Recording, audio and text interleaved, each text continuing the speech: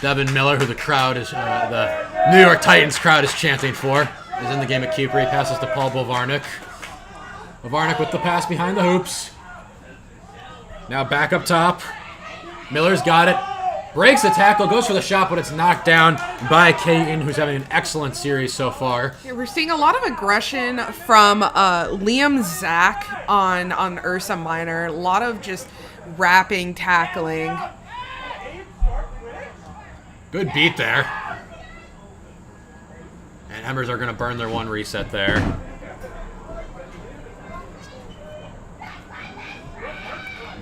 Sarah Delk handling the ball. She's going to pass it. Nope, going to keep it. Delk handling. Bludger control with Ursa Minor on defense. Delk passes it off. Pass goes behind the hoops. Aggressive closeouts. He's able to shake off the tackle and get it to who else but Jonathan Keegan, who puts his third goal on the board already. He is on fire right now. Flaming the embers of the team.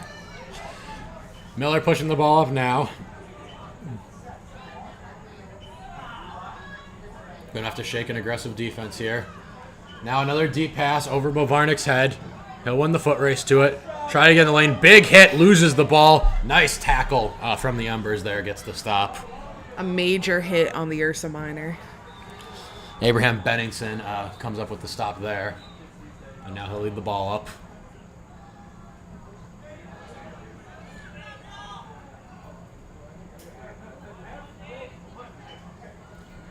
Benningson's looking to hit the lane. Now dishes it off. Fumbled pass, though, but it gets back to Benningson. Looking for space as Bludger control is still in the hands of Ursa Minor here. Beater comes up for him, and now an aggressive press attempt from Ursa Minor. They get the beat, and they'll get a chance to push the other way now. It was a great press from Mark Wiederman. One beater is back now for the Embers. And the pass is deflected again. Nearly gets deflected in the hoop, but the Embers come up with the stop yet again.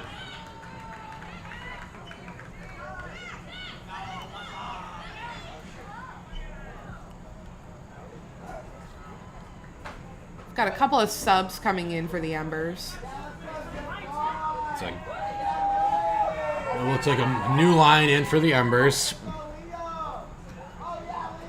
Big beat there. Now a big tackle in the Bludger game. But Bludger control is going to stay at the Embers. And a broken tackle. Dish behind the hoops. Back up to number 69. And he breaks through the tackle. Makes a nice pass. And that's going to be a finish for the Embers. For number 13, Will Richardson with the goal there. So the Embers take a 40-0 lead. Just to give the Embers a different look, Ursa Minor is making a couple subs, trying to create something, just give a different game plan. Yeah, we'll see what this new line can do. It's been a lot of long floated passes in the face of some good pressure from the Embers that have led to a lot of turnovers. Looking to drive the lane. Pass goes back across to Kwok. Up deflected, and it's another turnover. Another broken up pass, and now the Embers are going to look to run again. One Bludger back now, though. Oh, missed beat, but the second beat is going to hit true. That should be no play. We're going to have a stoppage there. Yeah, and that should be a turnover off of a really nice beater play by Mark Wiederman there for Ursa Minor. Wiederman and Zach are doing very well beating for the Ursa Miners right now. They're bringing a lot of high presses, a lot of aggression to their position, and it seems to be giving the Embers a little bit of trouble in the beating game.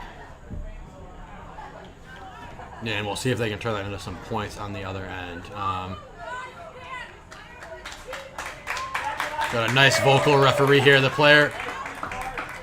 Okay, so the player was beat before, as we thought, so the goal's no good, and then Ursa Minor's going to take the opportunity to call a timeout as well. That's a smart timeout from the Ursa Miners. Embers went up 4-0 there, and I mean, you got to try to stop any momentum that they've been gaining. Yeah, and we've seen a couple transition looks from the Embers that have been easy, and then some nice half-court stuff as well. They're doing a good job swinging the ball around. Their passes have more zip on them. Ursa Minor, a lot of these passes are floated, so even if it's the right intended target, the defense is able to close out under it, or they're too low across the zone. The Embers putting a lot of players on the hoops, so those passes over the hoops, if they're too low, are just getting easily picked off. So just need to see some more precision in the passing game from Ursa Minor, and they can get on the board here. Exactly. I would like to see a little more of cuts toward the hoops from the Miners as well. If you're not going to be able to necessarily execute those passes around the hoops as well, at least making those cuts and seeing if you can make those zippy passes toward the hoops might be a good look for them. Yeah, and we've seen a couple times, especially early on, players on Ursa Minor, I think, went for shots that weren't really what they wanted to do, but there was a beater in their face, and they just were getting rid of the ball because there wasn't an immediately available passing option. It's tough because these are mixed rosters that haven't played together much before, so it's tough to build chemistry, but there's got to be some communication where someone's going to pop up and be able to receive that pass so they can keep these possessions alive. And like we mentioned earlier, a lot of the players here are on the younger side in terms of playing with this sport, and that having that control under the face of a bludger coming at you, that's something that comes with time. Mm-hmm.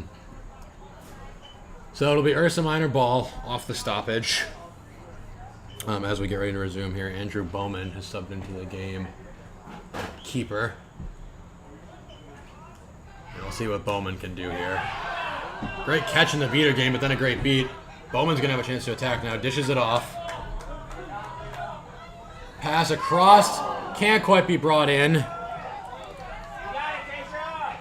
And the Embers are going to come up with a stop again. Liked the idea there from Ursa Minor. They were able to string two passes together from Bowman to Gao. Then the final pass to Bowles, just a little off target. She's not able to bring it in. And the Embers come up with a stop.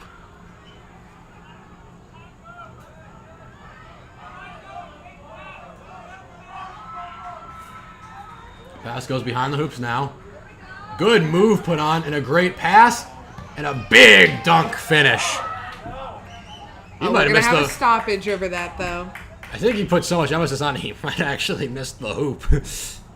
I think is what the referees are discussing. I mean, if you've got the size advantage, always use it. I think Chris Marshall wanted to play to the crowd a little bit there, but it might backfire. We'll see what the referees decide. Yes. Crowd does not think the goal is good. Or at least the right side of the crowd. We've got almost the entire New York Titans roster on the left side cheering for their certainly a biased squad crowd. Players. But the right side here seems to be more just interested in. So Marshall tried to dunk with so much force that he knocked the hoop over with his arm, and the ball didn't clear the hoop until it had already been dislodged and knocked out, which means the hoop is dead and the goal doesn't count. So unfortunate error there for Marshall. What would have been a very cool play and a nice passing sequence from the Embers to set it up. So the score is going to stay 40-0. Ball ended up deflecting out of bounds off of Ursa Minor, though, so the Embers are going to end up with the ball back. It's going to be in the hands of Will Richardson. So Richardson going to go to work again now. No beaters in the play. Breaks a tackle, gets it back to Marshall, who dodges a beat. And this time there's no mistake about it as Marshall puts a big dunk on the center hoop. Yeah. 50-0. Still dislodges the hoop, but this time after the ball is gone. This time the ball was clearly already through the hoop.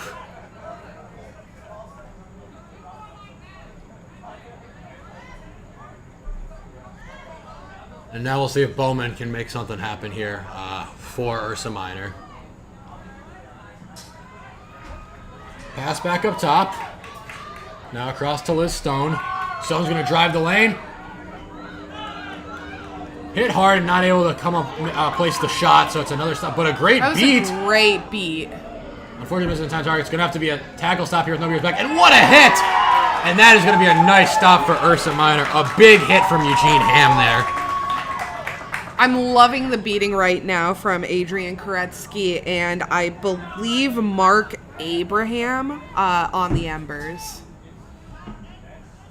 Stone with the ball. Looking for space. Pushes the shot a little wide, and number 27 not able to come up with it there. Gao not able to come up with it, so that'll be another stop. Not a bad shot that time. Stone hit the lane, but just not able to quite find the hoop. And with all these bodies on the hoops from the Embers, it's a tighter window. So you might like to see some passes to the side or behind the hoops. We'll see what happens next as the Embers go on the attack. Great pass. A great broken tackle. And a great finish from the Embers. Bludger Control will stay with the Embers. So Jake Zaslev sets that up with a really nice pass. And we've got some sort of a stoppage here.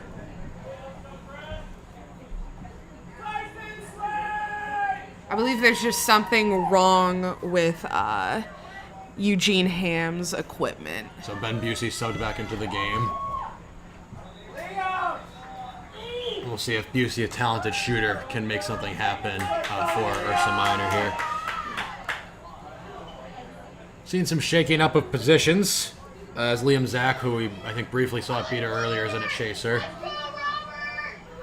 We love utility players. Zach is going to pass it off to Bowman, who is beat. Great beat there. And that's going to be the stop. Oh, but a nice tackle. It slipped out, though. Ben Busey can't make the hit either. Streaking down the field again. Another broken tackle. But misses the shot. Broke 3 tackles, but then not quite able to place the shot at the end there. Oh, it's Chris Palasa just not quite able to put it home.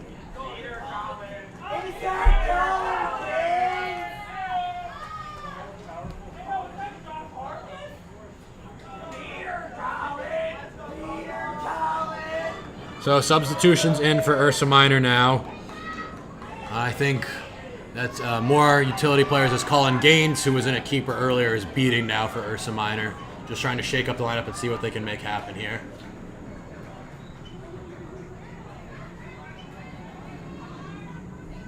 Zach with the ball. Going to try to work on Balasa. Could use some help from his beaters here. Dishes off to Busey. Busey's going to pass it high, and it's going to sail out of bounds.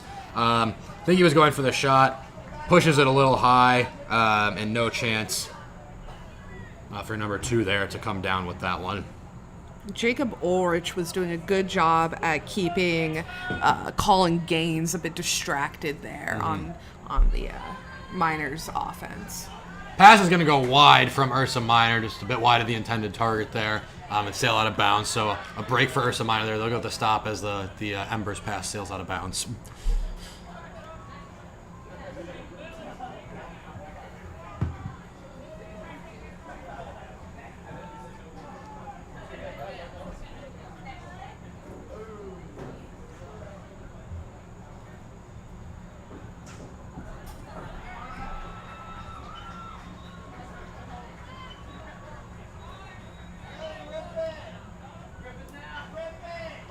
The crowd is calling for a long shot there. Yeah, good patience here. She's going to ignore that bad advice. And Balasa makes a big hit, though. All the beaters are looking at each other, completely ignoring this pile of chasers. And the result is going to be that eventually the ball is ripped out. And I think that might have last deflected off the Embers.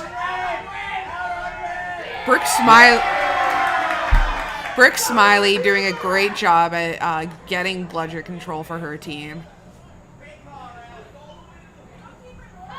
Colin Gaines on offense for the Miners, just continuing to be pestered by Smiley and Ulrich. She's going to look to inbound now. Gets it in to Liam Zach. Zach's going to go for the long pass, and that again is just going to go high.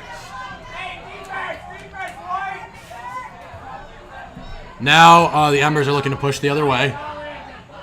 Another transition opportunity. The one Bludger is back. Nice pass behind the hoops. Going to be handled. Makes one extra pass and they score.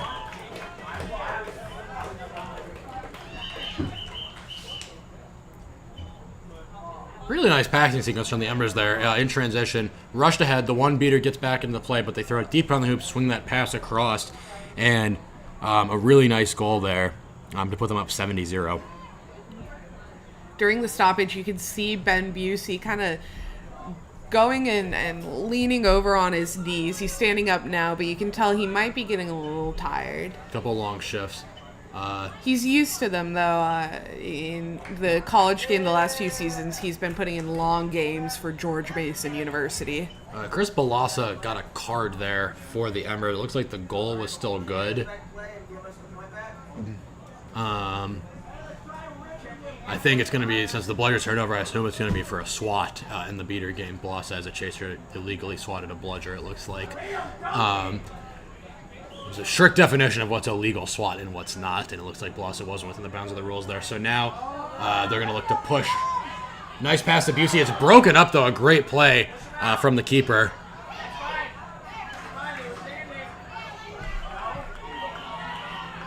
And we've got another stoppage So here. Jake Zaslev was wrapped there by Ben Busey. The crowd is screaming that it was a legal tackle by the Miner players. We've definitely got a more vocal pro-Ursa Miner faction on the right side here than we did earlier in the contest. Trying to match the energy that the Titans roster was bringing for the Embers. The call is... head referee Christian Barnes agrees with the crowd and doesn't award any card on the play. Tackle's going to be called legal, so it's 70-0 still. But Ursa Minor will be at full strength.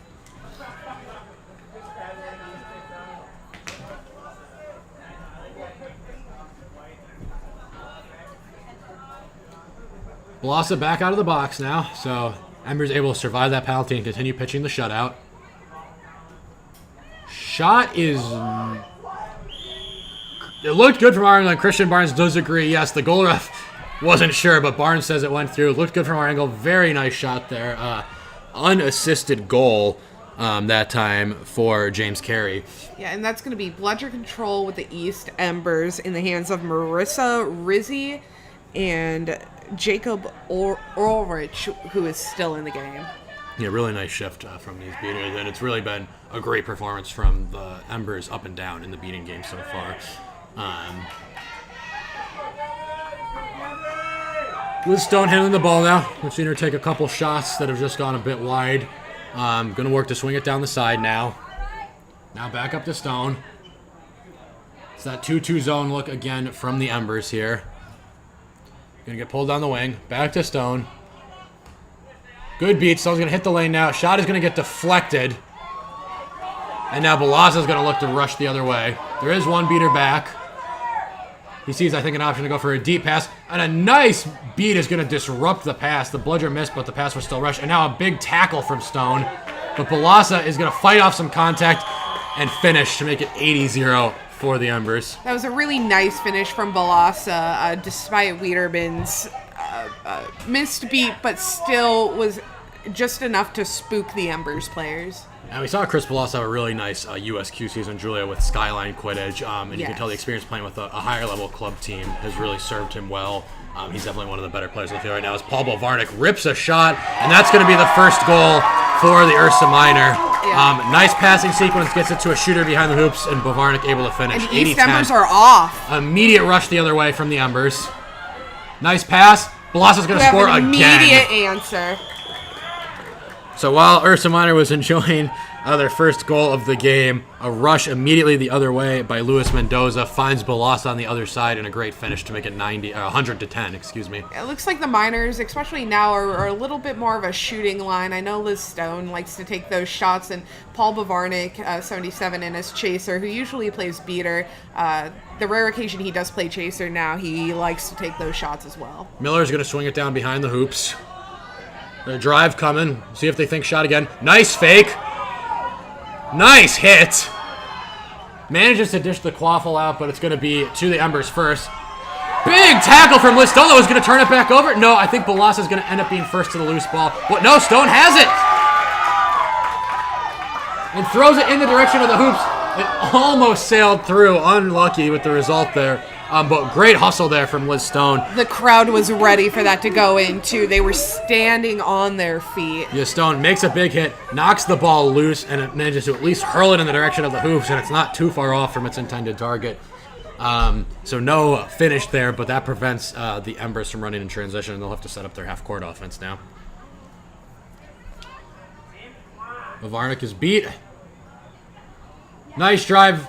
Shot is no good, though, but Balassa should be able to save him from going out of bounds. And he's beat, though. Very nice beat there from Timothy Kwan, and that's going to be a stop. And now Ursa Minor's going to try to run. One bludger back for the Embers, though. So I think Miller's going to have to pull this back. Ball's fumbled, but the Ursa Minor ends up with it. 27 beat, though, loses the ball, and it's another stop for the Embers. And that was some good high defense by Sierra Dulk. She was able to kind of stop the transition from happening by wrapping up the minor player. Nice play from Timothy Kwan. They recognize the beater running for the bludger. And he's going to force a press, and Ursa Minor should have a chance to run. He's going to shake Balassa's tackle. He's brought down, and the shot goes low. What a hit from Chris Balassa to save that play. And the refs are going to discuss it now. What an incredible sequence of events that just happened. Yeah, a great tackle. But then Gabriel Kwok with a really heads-up play to be the first to lose ball. And we'll see what ends up happening here. Yeah, it looks like Balassa's getting his second yellow of the game. And that's going to get turned right back over. Yep, so contact below the knee is going to be the call.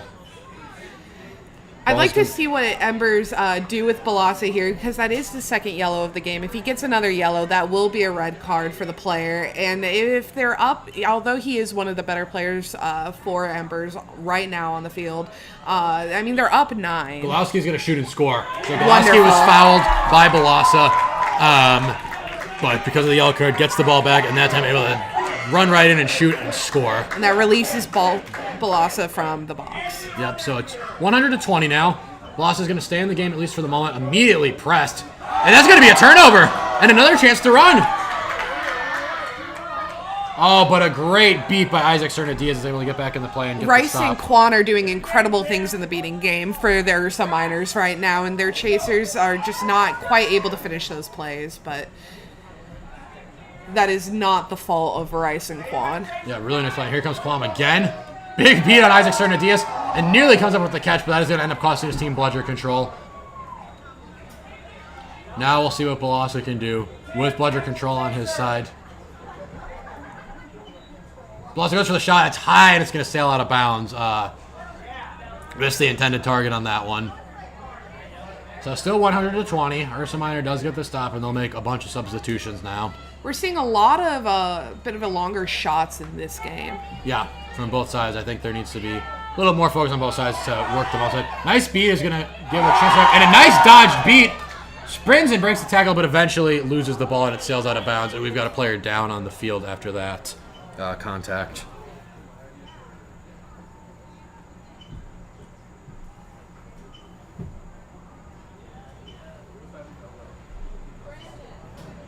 So unfortunate result there with the hit. As we were saying, though, really good play in the beater game by Timothy Kwan especially, and his teammates as well for Ursa Minor. They've created some transition pushes, but then on the other side, Ursa Minor is picking up the ball off those loose balls, running transition ahead of their teammates, whoever the ball carrier is, isn't waiting for teammates to catch up with them, trying to go through multiple Ember players, and the tackling is just too good from the Ember. Yeah, with the Ember defense being what it is, you gotta wait for your teammates to be with you. You gotta pass that ball around. If you only had one person to try to go around, I would be a little more okay with them trying to juke out the defender. But the Embers are ready to go on defense. Yeah, absolutely. It's essentially the advent of two-arm tackling. It's harder to drive through, if not impossible, to drive through an entire team by yourself. If there's only one defender back, as he said, maybe try to catch them flat-footed, rush in and find the goal.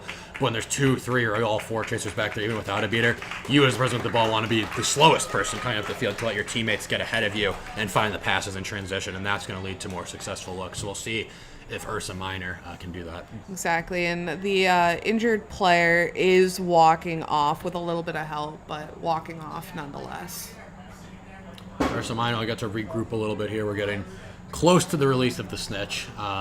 Referees are just going to discuss a little bit here during the stoppage time. 120 still the score. Very nice showing from the Embers here.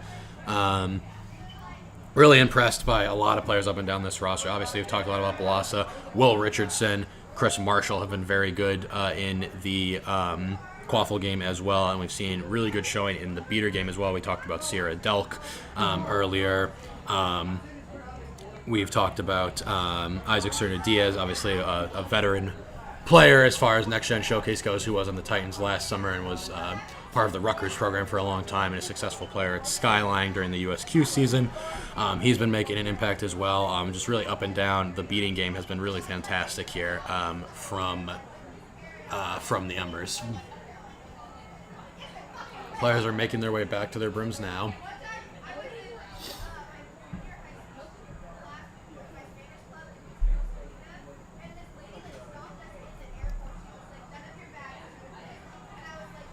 So Acacia Bowles is going to have subbed in for her injured teammate on Ursa Minor, and it will be Ember's ball here. Yeah, that's going to be Mitch Eustace with the ball. Eustace is going to enter the ball and now look to get to work here. Eustace going to push. Nice pass. Shot is just a bit high, but Balassa's going to be there, and Balassa's shot is going to find home. Nice passing sequence set up by Eustace there, who we're seeing for the first time, but a really nice play to start things off. Make it 110-20. Now Bowman is going to try to work down the side here. Going to dish it off.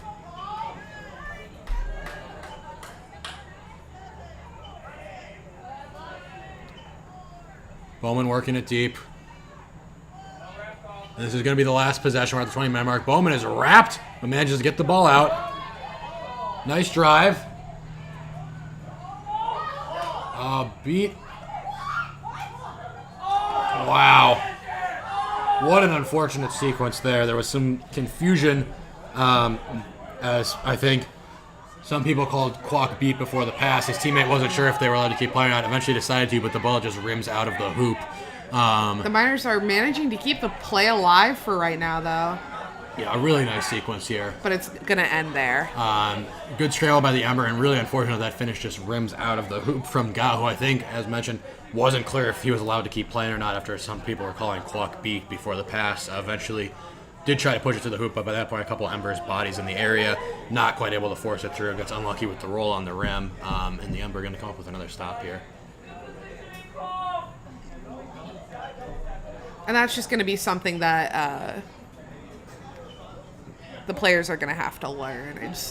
Until the whistle is blown, you keep playing. Don't be nice about it. Yeah, play the whistle. That's what the referees are there for. There's multiple of them on the field so they can get these things right. Play the whistle, make the referees make the call. But the score is going to be 110-20. We have reached the 20-minute stoppage. Snitch will be released now, so the set score will be 170, 60 above the leading team's score. Snitch will be worth 35, so Ember's in good position to win this game, but we've seen some good performances from players on both sides. We've talked about the beating game of the Ember. We've talked about the nice passing, the good ball movement, both in transition and in the half court from the Ember. Mm-hmm. And then from Ursa Minor, we've seen a lot of good ideas. We've seen them take a lot of shots that unfortunately have just gone wide or been deflected because there's so many bodies on the hoops from Ursa Minor. We've seen their best looks, I think, come when they've strung a couple passes the other guy and someone behind the hoops who can attack with space, attack a closeout instead of a set defense, and find some space to attack with. And we'll see if they can go back to that well in the second half of this game here and get back into this contest. Yeah, the results of the game so far don't necessarily surprise me. The East Embers, mainly comprised of practice squad players from the East Division teams who are some of the best in the league. Yeah, so it makes sense that their practice squad is going to be made up of players who are a little more experienced or talented. I think, there's players on the Ember, right, who would make a lot of MLQ rosters, but the Boston Forge and the New York Titans are playing in the semifinals right now. Yes.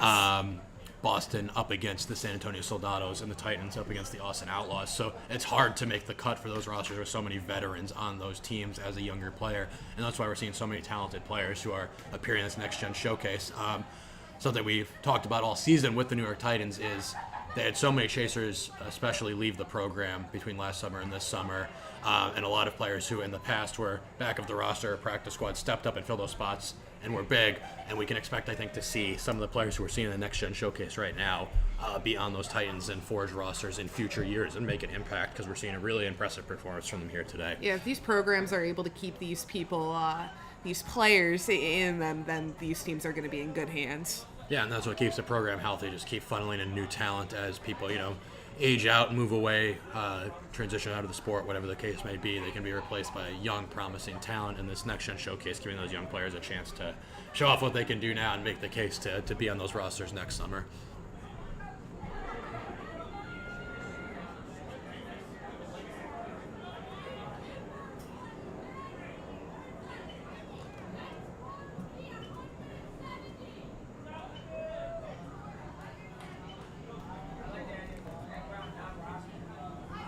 So 170 will be the set score.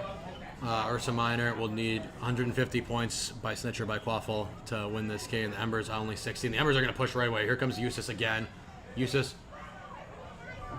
Nice pass. Shot is high, but Balasa gets under and scores again. An incredible passing game from the Embers right there. Yeah, Mitch Eustace we've seen be a great point guard so far since subbing into the game for the Embers. Finding the right pass there. Didn't try to take Colin Gaines one-on-one, slowed it down instead and finds a nice pass to Bennington, who then eventually finds Balasa behind the hoops. We have Will Richardson in the seeking game for the Embers right now, and he's getting a lot of time with the snitch. Yeah, and Liam Zach not even really approaching the snitch as the seeker first of mine, and now going to try to get in as Ben Busey is going to try to run a loose ball, but Eustace is going to be first to it, and that's another stop for the Embers.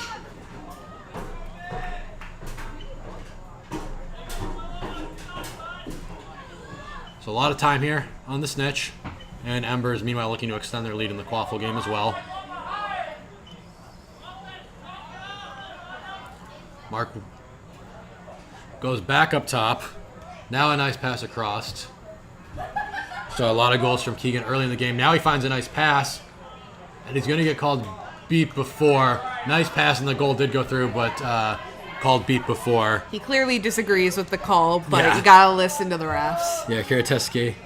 That was Bennington. Oh, and we have a potential catch by Liam Zach for Ursa Minor. Liam Zach has been all over this game. I mean, he played beater, he played chaser, he's in a seeker, and may have gotten the catch. The only thing we haven't seen him, I think, is keeper. Yeah, nice job there. And that's going to be a good catch. Good catch. So that's going to be some much-needed points for Ursa Minor here. That's going to make the score 120-55. Closes the gap. They still need to start putting up a lot of points in the quaffle game to climb back into this, but they're now 120 points away, 115 technically, but 12 goals away from winning this game. Yes. Whereas the Ember are only 5 goals away. So we'll need to see if Ursa Minor can start putting up some points in the quaffle game now. It's not impossible. Yeah, snitch catch helps a lot. Pass to Busey is going to get broken up. Pass too high and floated again. Something we've seen a few times from Ursa Minor. Just need some more zip on these passes. Yeah. It's the right idea, just getting there too slow. If those passes aren't coming in zippy, too, something you can do as a player is meet the ball there, run toward it. If somebody's going to try to break up that pass, just get there before them. Yep.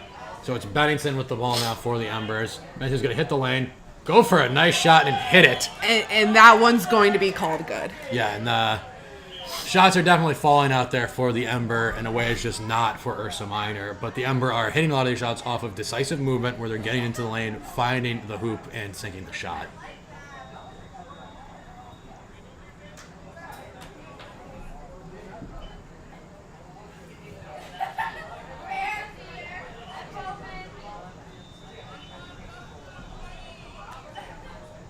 Nice behind-the-back beat there. Is going to give Lidstone a chance to drive, but met by multiple chasers, and the shot is taken down.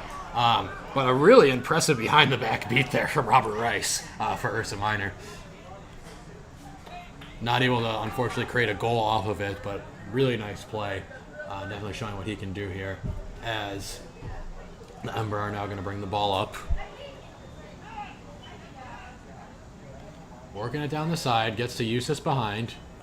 Eustace is going to go all the way back up top to Bennington. Now the drive from Bennington finds the medium hoop and scores.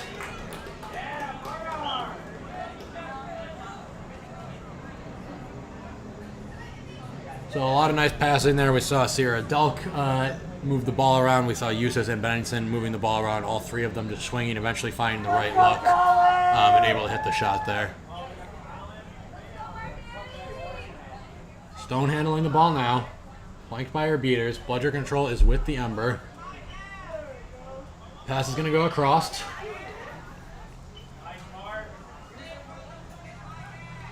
Some patience here from Ursa Minor. Now a shot, and again the shot is knocked down, but going to be the first to his own rebound. Get by Eustace. Shoot again, and it's low. Hits the hoop. Liz Stone with a great jump over the quaffle, but Bennington is going to be the first to loose ball and should get all the way to the hoop. No, Liz Stone catches up. Bennington rushes the shot and pushes it high. Really nice defense there from Liz Stone. Yes.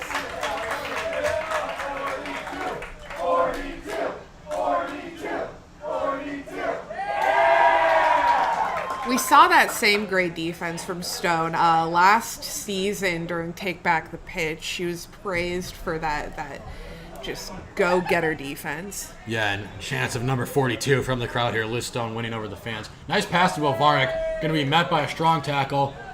Go back. Oh, that beat was low, but I guess it hit his foot, so they're going to call...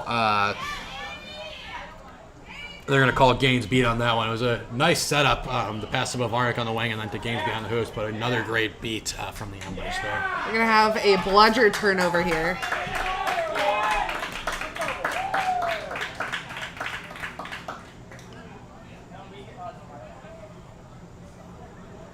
It's going to be yellow card for contact from behind on the Embers beater.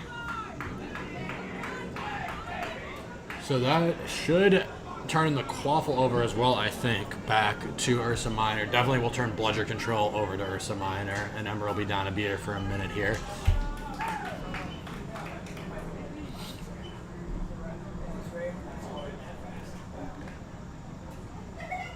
Long discussion of the referees, I think, about what exactly the call was for. Head coach of the Embers, Naresh Adala, discussing with the referees. Call's going to stand. Quaffle is going to turn over to Liam Zach, fresh off that snitch catch, and Zach will have a chance to put a goal on the board as well here. Yeah, it looks like Zach's ready to go. Drives, gets through both tackles, and finishes with some authority. Takes the hoop down with him. Nice finish from Liam Zach. And we saw Jess Lee. A little celebration from Zach as he runs back. We saw Jess Lee rush, pick up the bludger, and her beat hit home. Zach had just already let go of the quaffle, so the goal's good, but a nice hustle play from Jess Lee there, who's had a really nice game so far. So Bavarnik's going to step up and try to meet the ball handler, unable to stop him. Nice pass behind the hoops. Another pass across. Gladstone's going to dish it back off. And another huge, huge dunk from Chris Marshall, as we've seen all game today. And a nice pass from Ariana Gladstone to set that A good catch. Oh, but still is called beat. Bludger control is going to end up with Ursa Minor off of that. Looking to attack now. Deep passes off targets to Liam Zach. Just not able to connect on those passes behind the hoops today. Colin Gaines looking to set up Liam Zach back there, but just pushes it a little high and wide. So now Marshall will walk it up again for the Ember. They're just 2 goals away from wrapping up and taking game 1 here. They lead 150-65.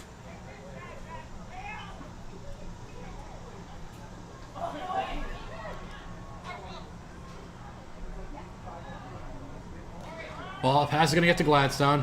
She's going to think about trying to flex the beat, then pass it off. But Paul Bovarnik is going to knock down the loose ball, and now he's going to try to run. He's going to get beat. Don't think he got that pass off in time, but the refs are going to let it play on. Now a drive breaks one tackle. Oh, but the shot is low. And the ball's going to roll out of bounds. A nice move there from Colin Gaines to break one tackle. Then with the rest of the Embers closing down on made, I think the right decision to go for the shot, but puts it too low. A good beat from Smiley. Almost gains bludger control back for the Embers, but Ursa Minor's able to maintain that. Yeah, and like the look from Gaines there. You know, Julia, one thing we always talk about with young players is have the confidence, and you'll learn the skills. You'll learn when to shoot and how to put a little more accuracy on those shots and passes. But having the confidence to drive in, not be afraid of the contact, and look to finish plays is going to serve you well. And we're seeing that from Gaines. Just needs to see some of these start going to the hoop. Yeah. It's going to be a stop for Ursa Minor. We're going to have a little stoppage there. I think contact was made with 25. Devin Miller got his broom knocked out there. And tackles have to be to the body of the player, not the broom. So we will see what the call ends up being here. And that's going to be Chris Marshall in the box with the yellow card.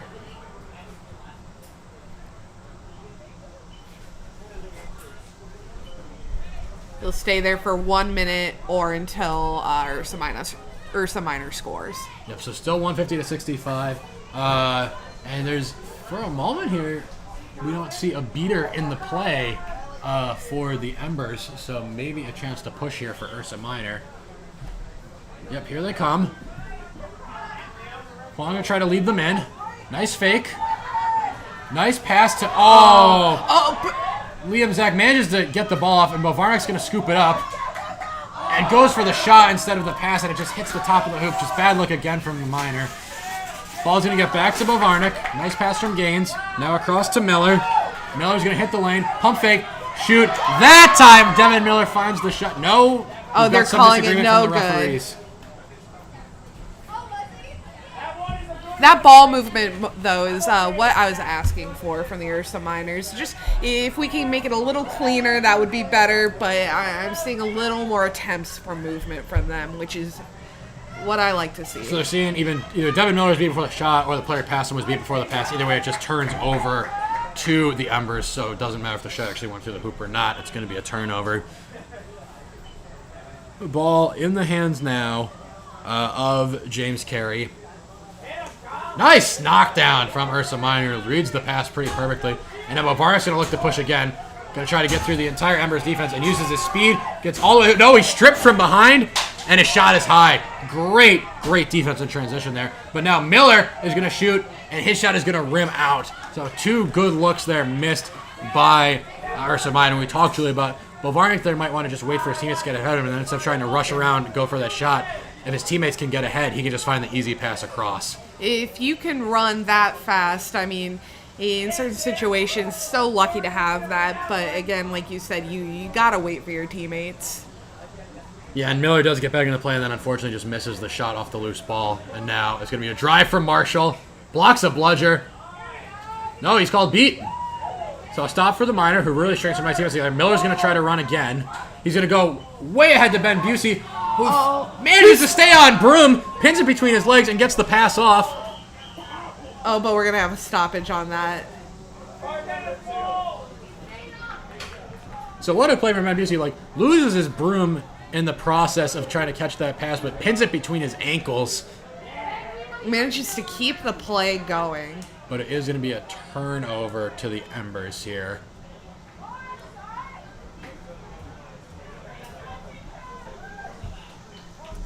It's going to be a blood... Oh, no. Yeah, so a quaffle turnover here. 150 to 65, still the score, and Bludger's... One Bludger's going to be on the ground. It's going to be a quick rush for it, which Timothy Kwon is going to win there for Ursa Minor. Meanwhile, the Embers want to run down the field, and they are looking to close this game out. They need just 2 more goals to finish it here. As Mendoza dishes it off. Nice pass, but it's ripped down by Miller. Miller with a chance to run here. He has Busey with him. This is what we want to see. Can he find the pass to Busey? Busey's hit from behind and manages to come up with the ball. And Kwon's going to be first in and beat out all of the Embers players. And finally, Ursa Minor is going to come with the ball. So what a play from Timothy Kwon to rush in there, beat all the Embers chasers who'd fallen on the loose ball. And eventually, Gao picks it up and scores.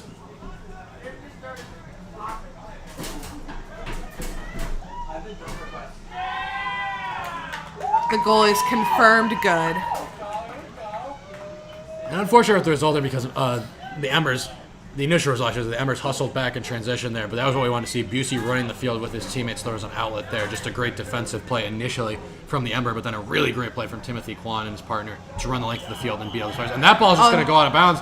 Kind of an unforced turnover there is going to result in a turnover to Ursa Minor, who are starting to string together some nice plays here.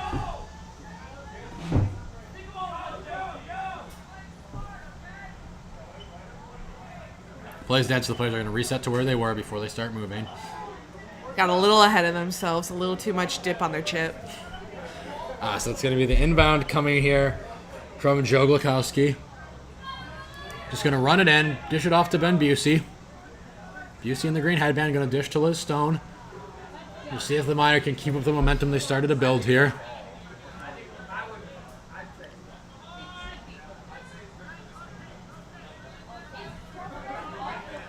Stone goes for another shot, but it's ripped down.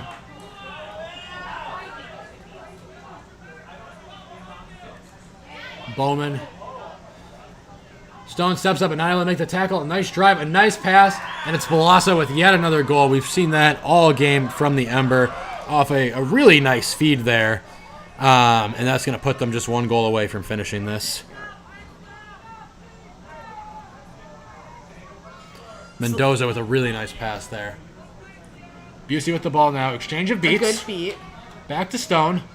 Back to Busey, but it's a little high. Busey not able to pull it in, and Mendoza's going to be first to loose ball. And now going to try a nice tackle from Busey, but Mendoza gets it off. Now the Russian transition. Gets all the way to the hoop, and an emphatic dunk from Will Richardson finishes game one in favor of the Ember. They win 170-75. We'll be back in a few here for game two of the Next Gen Showcase.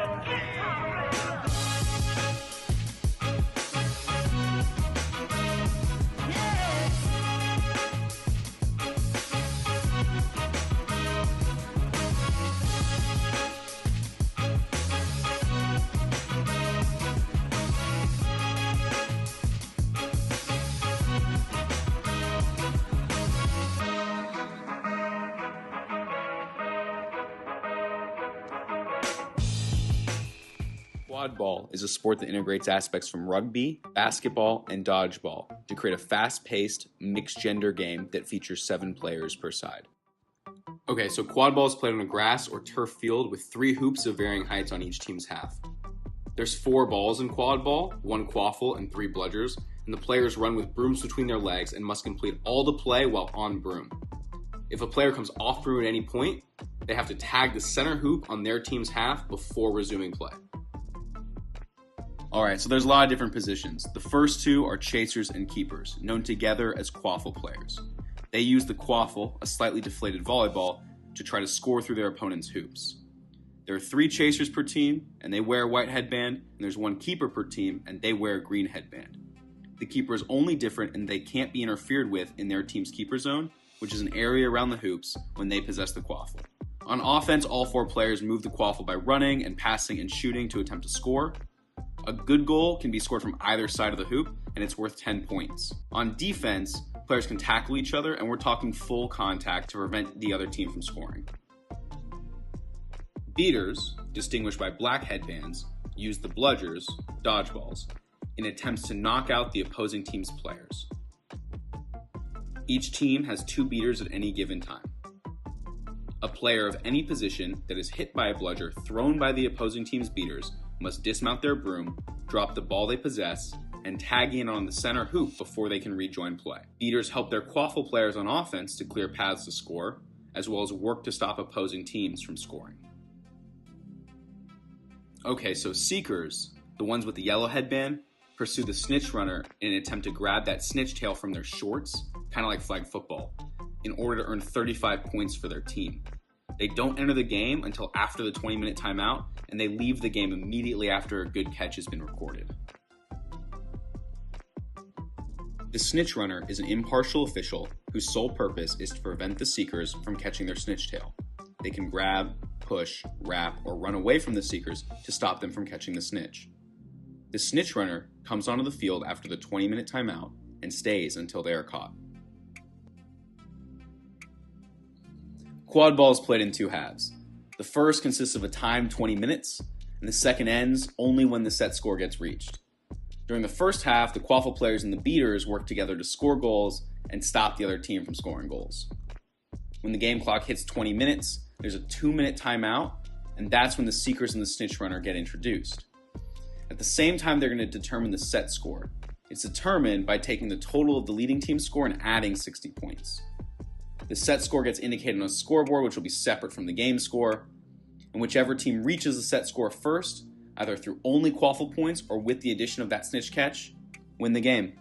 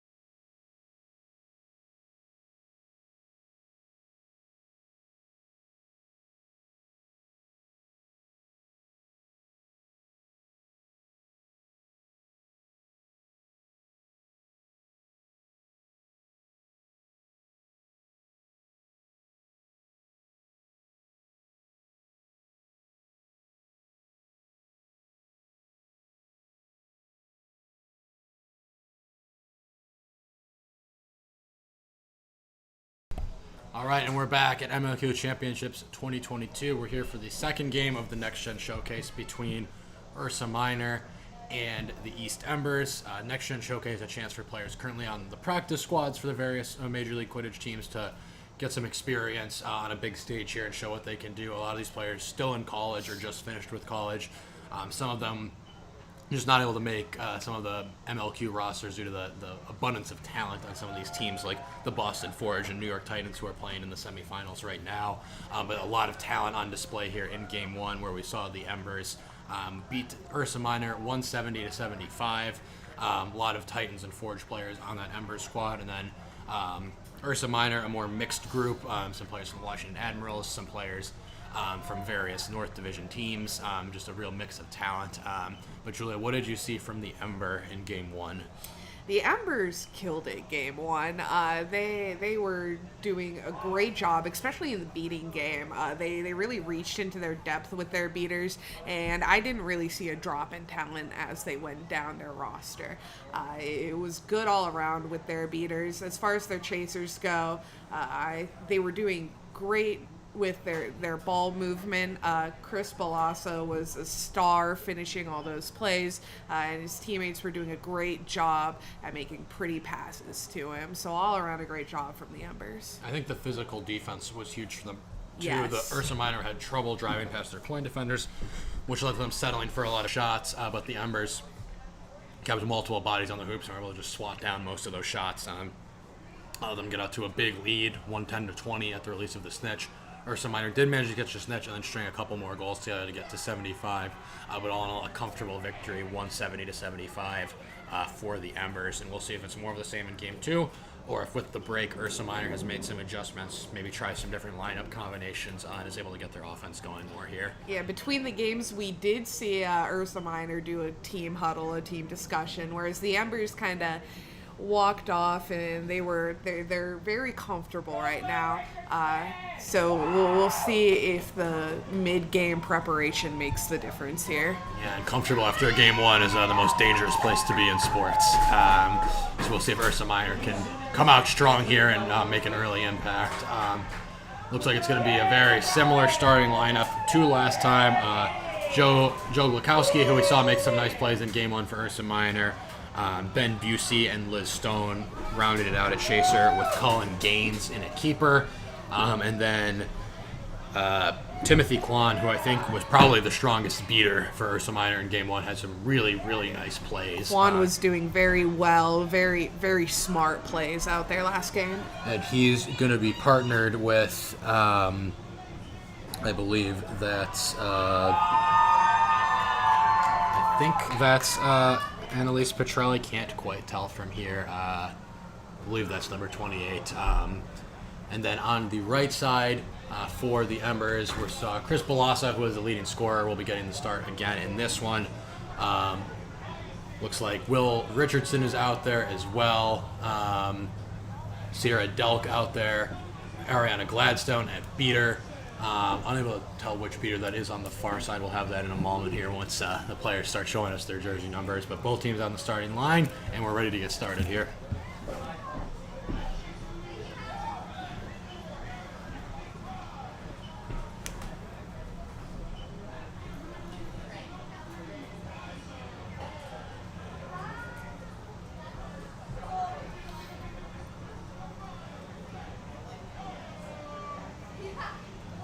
So just a second or two away from getting this game started here. A little bit of discussion between the referees before we go live here. Over on the East Embers side, we have a lot of players who are coming from the New York Titans practice squad. The New York Titans playing the Austin Outlaws in the semifinals as we speak on the other field. Yeah, easy to tell on the Ember side. The players in the black shorts are Titans practice squad. The players in the pink shorts, Boston Forge practice squad. A couple players in the bright blue shorts, Charlotte Aviators practice squad. So easy to tell who plays for which team in the regular season as they kind of put a bit of an all-star team together here for the Next Gen Showcase. Players are ready to start. All right, we have brims up. And Ember are going to win the rush for the ball, and then Delk is going to fall on it. And they should have a chance with the first possession. It's Will Richardson who wins the rush for the ball there. But Timothy Kwan is in there beating out players. And Ursa Minor's going to... No, they're going to say 40. They're going to say Joe Glukowski was also beat. But Timothy Kwan got in there and beat out those Embers chasers laying on the ball and nearly got a goal for his team right off the jump here. So yeah, really nice play. Great play from Kwan.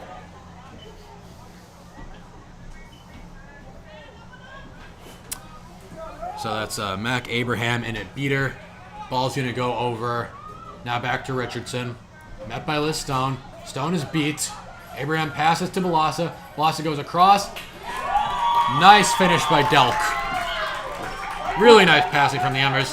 But now Timothy Kwan wants to lead the rush the other way. Big beat. That was a bit of a late throwback there, but it's going to go uncalled.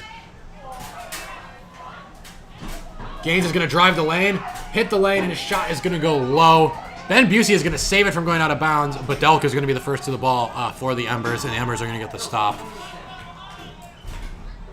But Timothy Kwan is coming out firing early in this game. Julia wants to put an impact on this game and give his chasers some easy opportunities to score.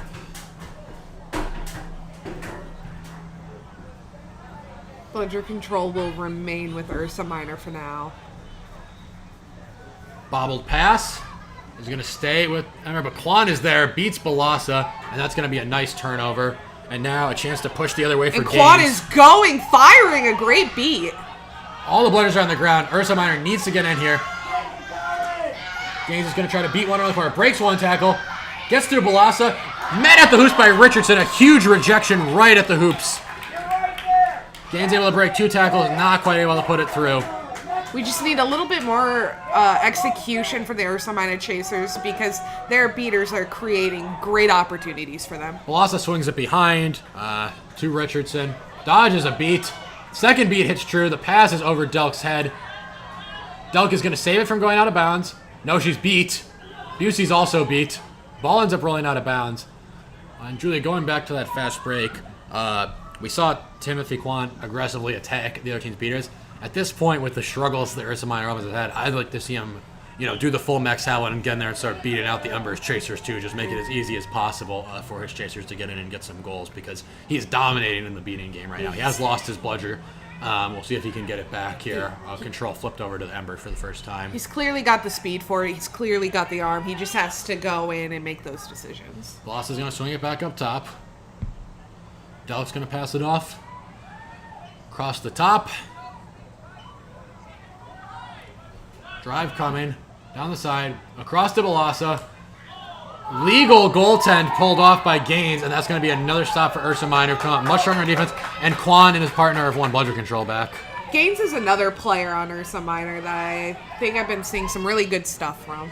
So Kwan and Petrelli are going to sub after a great beating shift. Keeps the score at just 10-0. And a couple near misses for Ursa Minor on offense. We'll see if Gaines can find his way to the hoop this time. We're going to have Liam Zach in as beater. We saw a lot from him last game. They played every different position. Pass is going to go across to Glukowski. Going to try to shake Richardson. Go back to Gaines. Gaines fakes once. Balassa's on him. Good wrap. Gets the pass off. Gets it to the hands of Ben Busey. Busey shoots it. Hits the rim but doesn't bounce through. Gaines is fighting for the ball now, but Balassa has it. Running the length of the field. One beater back. So he's going to pull it back now. Pushed over the midline. Gets the pass in the hands of Delk. Her pass is a bounce pass. A kick to Richardson, who scoops it up and scores. So in the chaos, Ember able to come up with the goal there. That was a very smart kick from the Embers chaser. He knew that he wasn't going to be able to pick it up and get the pass off, but if he's able to get it on the ground somewhere near his teammate, maybe they can make something happen, and they did. Yeah, really nicely done.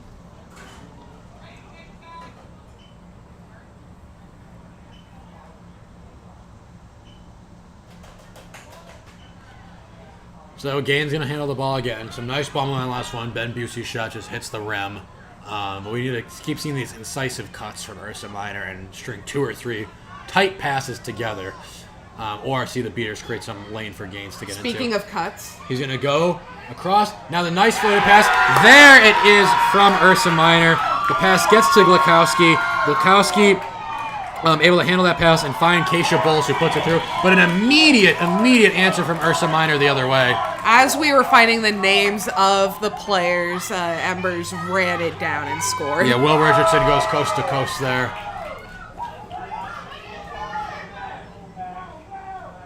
Discussion now. Score will be 30-10 if that goal stands. So finally, Ursa Meyer strings it together on offense, but Will Richardson just picks up the ball and runs it the entire length of the field there. Yeah. It's one thing to string together a good offense. Got to immediately get back on defense. You can't get caught up in the excitement of your own goal. Yeah, there's no off between offense and defense in Quidditch. Such a fast up and down sport, which is a real challenge.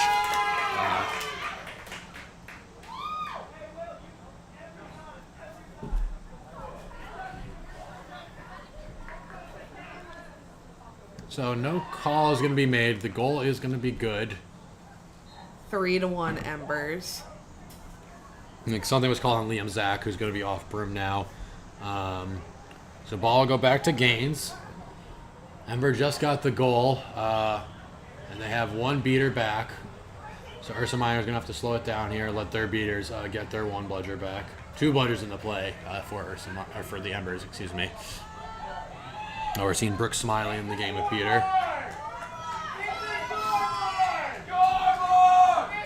Ball Bavarnik in at keeper. Liz Stone handling the ball. Pass off to Bavarnik.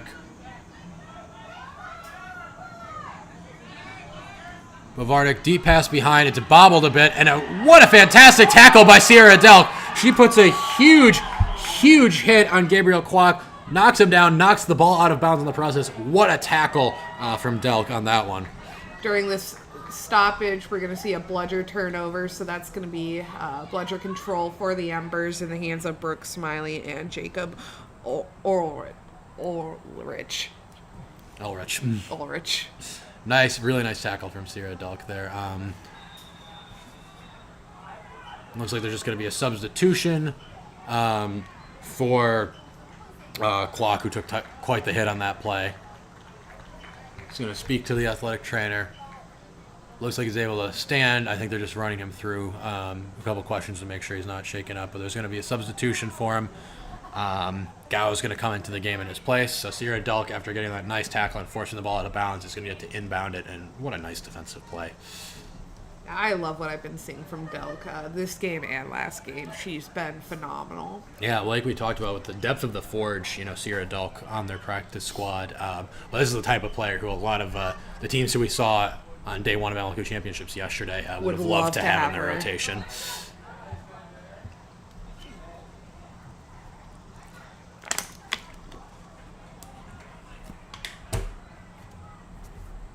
So discussion between the referees here about... all right, so Christian Barnes getting ready to resume now. Delk's going to inbound it.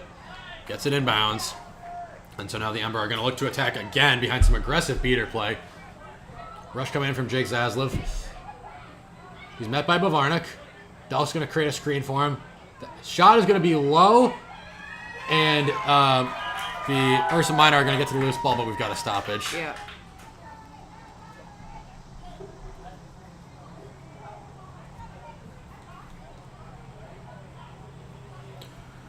So Zaslav gets into the lane there. Delk sets a nice screen to give him some space, but the shot goes low, and his teammate Gensup's not able to come up with the loose ball. So now Ursa Minor going to work again. They trail only 30-10. Much more composed here in game two. Bavarnik's going to pass it off to Stone. Stone's going to swing it behind the hoops. Well, the pass is, I think, unfortunately, Eugene Ham just wasn't quite ready for it and wasn't able to make his way to the ball in time before it rolled out of bounds. So an unfortunate turnover there. And now a chance to run again. Here comes Zaslav, led in by his beaters. Chasers are taken out. Zaslav with a pass. Broken tackle and a really nice finish by Andrew Biddles there off the pass from Zaslav. And a ton of credit has to go to the beaters, Jacob Elrich. And Brooke Smiley. And Brooke Smiley, who created that fast break and a pretty easy finish for their chasers as a result. Bavarnik handling the ball now, 40-10 in favor of the Ember.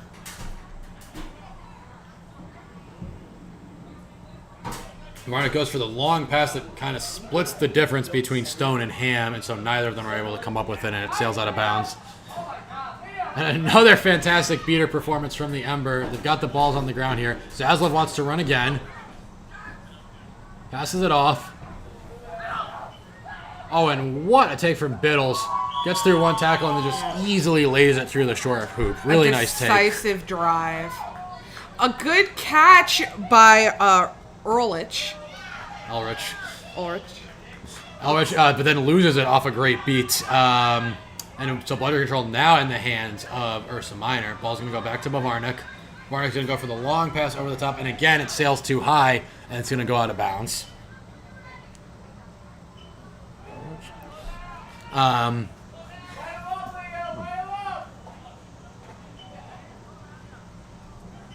Zaslav walking it up now.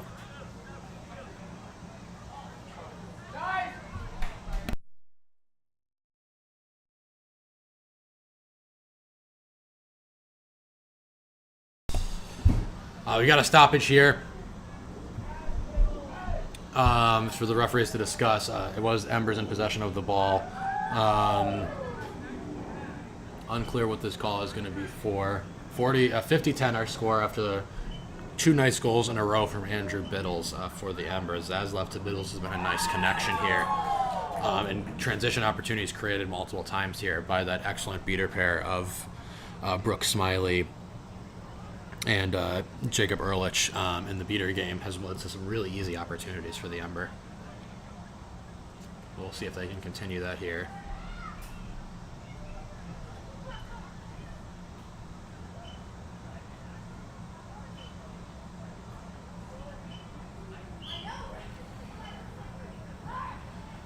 Zaslav is beat. Manages to kind of throw it up, but Liz Stone is going to be first to the ball.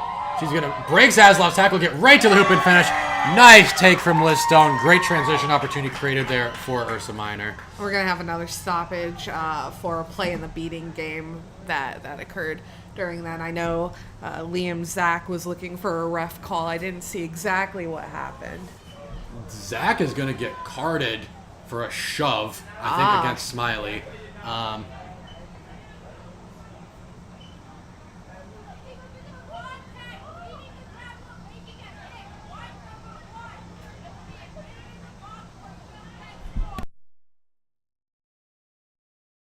Some sort of illegal contact there is going to go against Liam Zach, so he'll be sent to the box. And unclear if the goal is going to stand. Zach will remain in the box for 1 minute or until Ember scores. Looks like the goal is going to stand. I think they're going to say the shove happened after the goal was scored and didn't affect play. It was just unnecessary physical contact. So 50-20 in favor of Ember, and they're going to look to expand this lead with a beater for their opponents in the box. Zaslav finds Biddles again. Biddles gets close, goes for the floor. It's high, but Ariana Gladstone tracks it down, takes another shot. It's back to Biddles. He breaks one tackle, tries to go across to Zaslav, but it's picked off. Nice read there from number 55, Eugene Ham, for Ursa Minor there, and they come up with a big stop down a beater.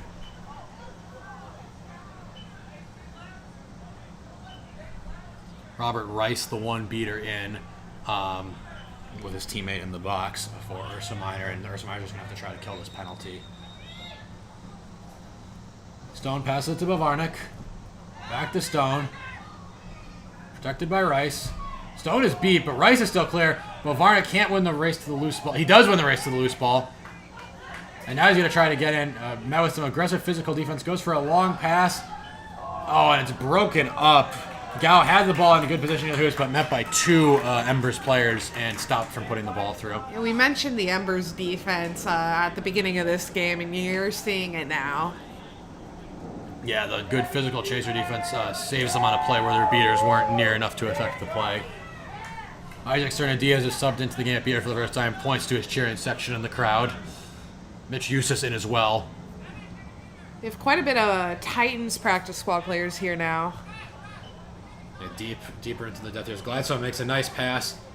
Can't quite be handled, and eventually... No, Eustace is going to be first to the loose ball. Nice play. Gets it up. Great tackle, though, but it's going to be, I think, illegal contact. Bennington brought down by the hit there from Ham, but I think it's going to be a contact penalty. Christian Barnes is discussing something in the beater game, though. Okay, so no card's going to be given out. It's still going to be Bennington's ball. Ham's just going to be sent back to hoops. Bennington taking the space given. Telling Gladstone where to go. Now Bennington going to drive, take the floater shot right on the medium, the tall hoop in the middle there, and sinks the shot. Nice take, and that makes it should be 50-20. I think 60-20 now. I think the scoreboard needs to get fixed there. Yeah, 60-20 now. There we go. All right, pass is off to Bowman. We'll see what Bowman can do here.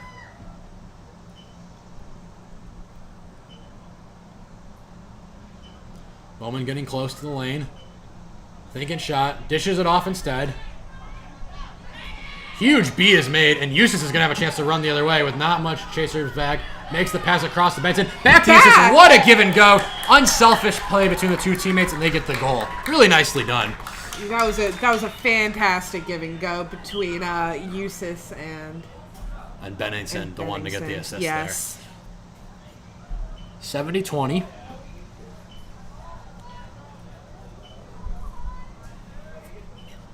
Ball in the hands of Bowman. Got Gao with him. Gonna try to get something going here. Bowman sends it behind. Eustace makes another big tackle, but there's beater support there. Oh, pass off to Gao, who's beat immediately. And Glukowski just rushed that a little bit. Aggressive beater play, though. Eventually the ball's going to get in Bennington's hands again. Yeah. He's going to have another chance to run. Ursa Minor has no beaters. And Bennington right to Eustace. Draws the hit, knocked to the ground, but finds Eustace. And Eustace scores again. Nice connection between those two. And as you said, Isaac Serna-Diaz in the beater game able to just get all the Ursa Minor bludgers out of the play and make an easy run for his chasers. Even now, Petrelli had to walk a long way to get that third bludger. Absolutely. So, 80-20, our score.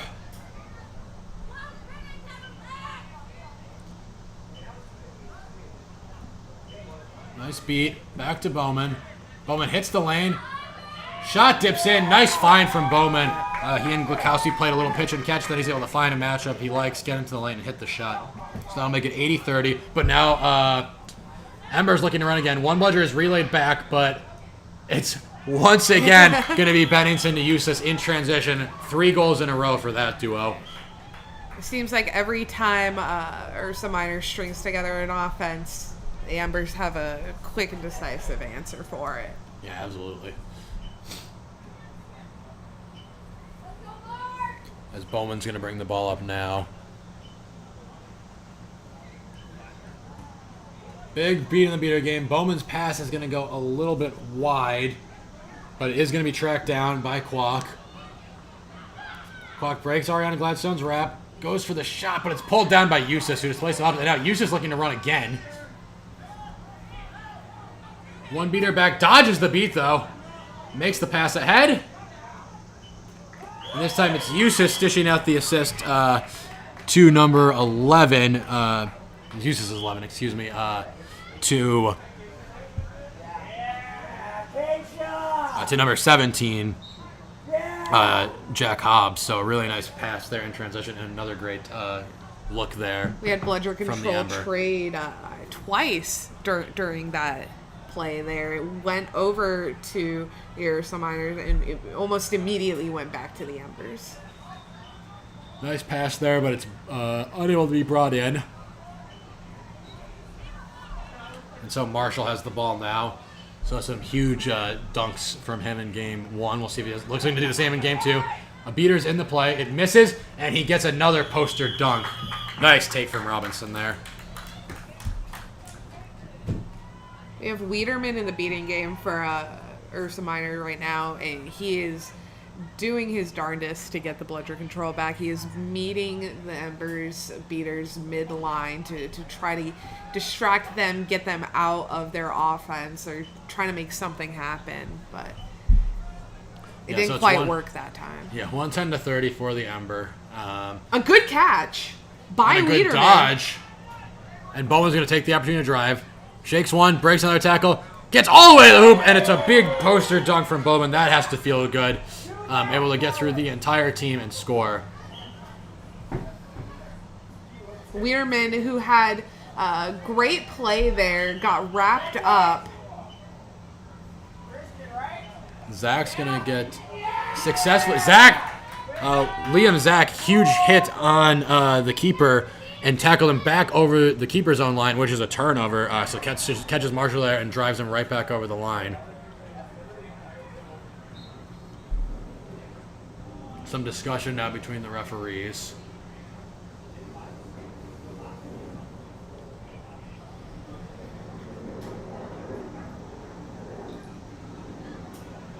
The ball's going to be in Zach's hands now after successfully tackling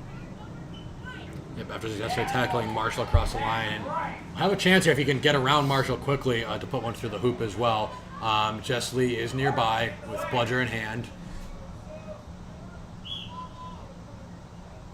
Great tackle from Marshall. Is going to force the ball out of Zach's hands, but I think it's going to be illegal contact. Ended up making some contact to the neck there.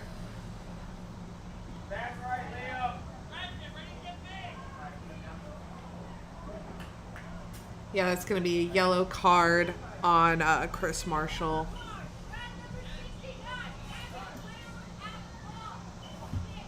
The Ursa Miners finds themselves in a bit of a tricky position here. So now Jess Lee is directly on top of the play. There's not going to be a lot of room to work with, and Zach might have to just throw it back here. Yep, gets it back to his teammates. Smart play. And now Ursa Meyer can slow it down. They know their opponent is down a chaser, and they'll look to attack this one-player advantage.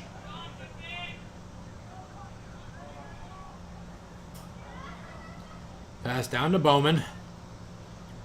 Back up to Glukowski. Across to Zach. Zach can't quite find the pass there, and we're going to have another stoppage. I think they're going to say Zach was beat before the pass, so it's going to turn back over to the Ember, so a bit of a missed opportunity there from Ursa Minor. We have Schmidt running in. Yeah, Schmidt, a very new player who played one season with Rutgers, then was abroad last season. As we get a pass behind the hoops that's scooped up. And what a nice flick shot there from James Carey, who catches it behind the hoops and just under pressure flicks it through the hoop for the nice goal. Excuse me, that's 8.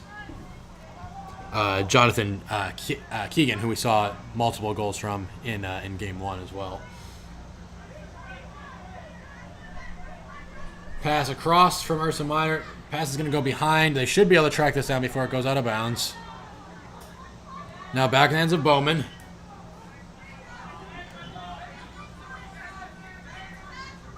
We're going to slow things down. Aggressive beater play from Ursa Minor now, trying to create openings.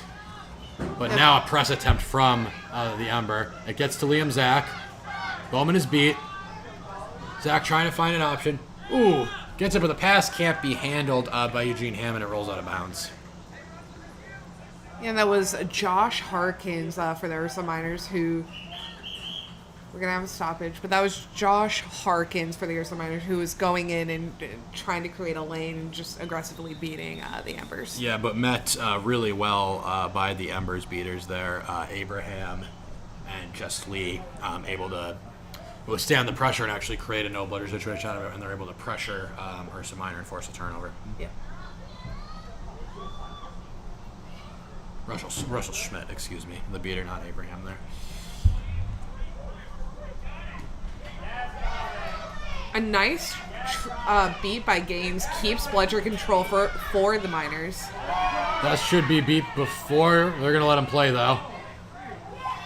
Pass is broken up, but Ember are going to be the first to it. Pass is a little wide of Delk. She's going to pull it back, though. Try to block a beat. Unable to do so. And now a chance for Bowman to run again. Gets through one tackle, gets through two. Oh, the ball's knocked out of his hands. What a defensive play. Oh, but we're going to have a stoppage on that play. Yeah, I think that is going to end up being a card. So despite the good defensive hustle there from Mendoza, I think it's going to end up being a call. Yeah. So 120-40 the score. Similar lead to last time.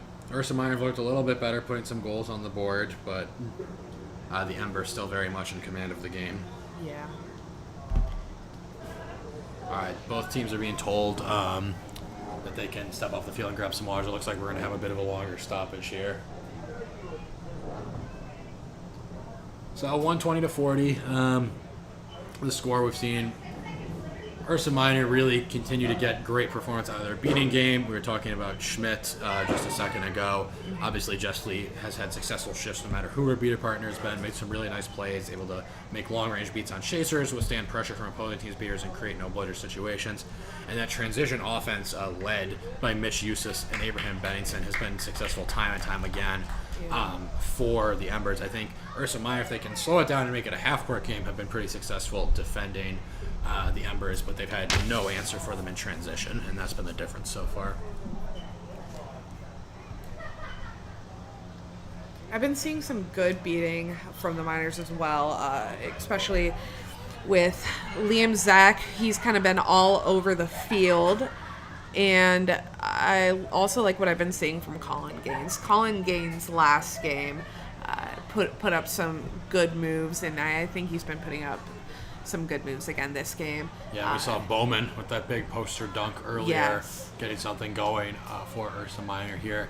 But still just a lot of plays from Ursa Minor in the chaser game where the chasers are trying to go one-on-one either by breaking tackles or just by stepping in and shooting instead of stringing together multiple passes, and that might be the way to break this Ember zone. We'll see if they're able to do that as the day continues.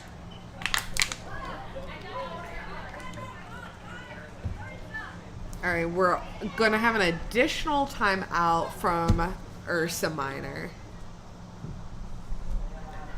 So just trying to take advantage of the chance to get a break here, keep themselves fresh, get some hydration. It's a hot one out here and getting hotter as the day wears on here. So these players just want to stay fresh and keep things under control here.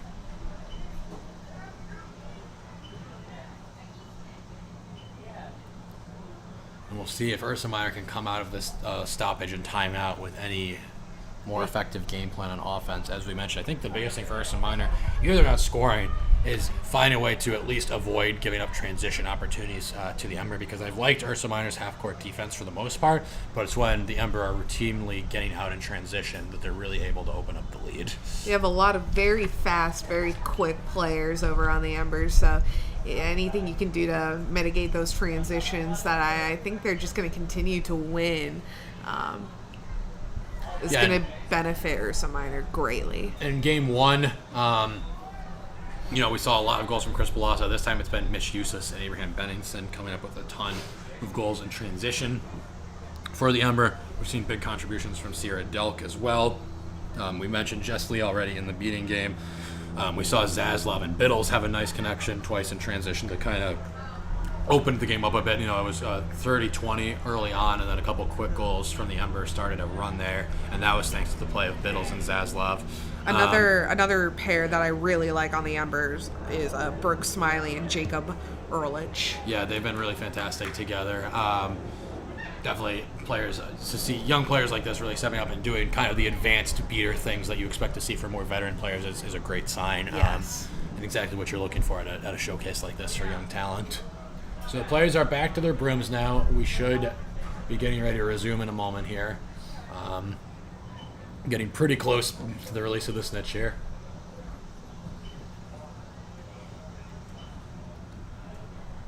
As the referees make their way back into position. Quaffle should still be in the hands of Andrew Bowman, I believe. Mm-hmm. So Bowman off this stoppage might have a chance to attack here. We did have a yellow card, but the player who received the card was injured, so we have Chris Balassa in the box, serving the time card. for the player. Won't count as yellow against him. We did see him get 2 in game 1. So we'll see if Bowman can strike quickly here. There is no bludger in the play. He's able to get through it. His dunk hit the rim. But it's called good. They are going to say good, so Christian Barnes says it's good. Couldn't tell if he was able to get in. It definitely turned the hoop, but it did go through. So a great beat by Schmidt. And now a chance to run again for the Ember. One bludger back in for Ursa Minor now. Goes for the shot. It's high. Balassa is beat before the shot, but Ember's going to win the rest of the loose ball. Pass is broken up. What a jump by Liam Zach there to knock that ball down. And off the heels of that goal, Ursa Minor also comes up with a stop. Passed off to Liz Stone. We're going to have a stoppage. I think they're calling for an illegal swat by one of the Embers players. So that might send another Ember player to the box and give Ursa Minor a chance again to attack. That's going to be on Sierra Delk. Who's been very solid in this game, but swats the bludger there. And so is going to have to spend a minute in the box. Would be released by a goal from Ursa Minor. And we'll see if they can make it 2 in a row here.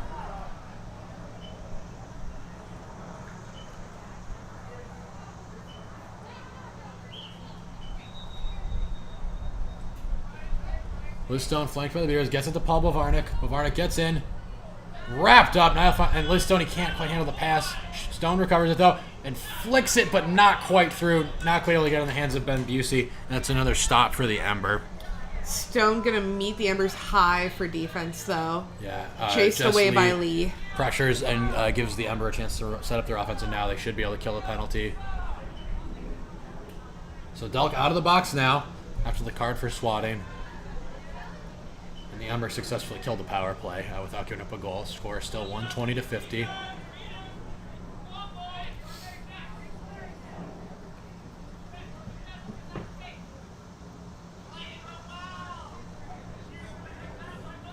Screen by Delk. He's going to get Ben Busey off.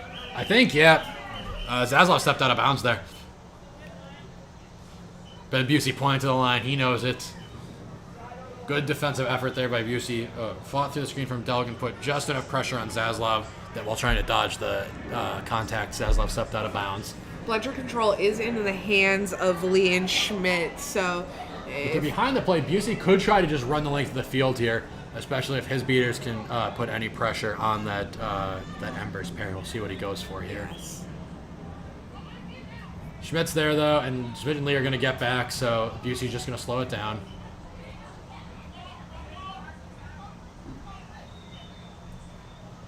Mavarnik passes ahead to Stone.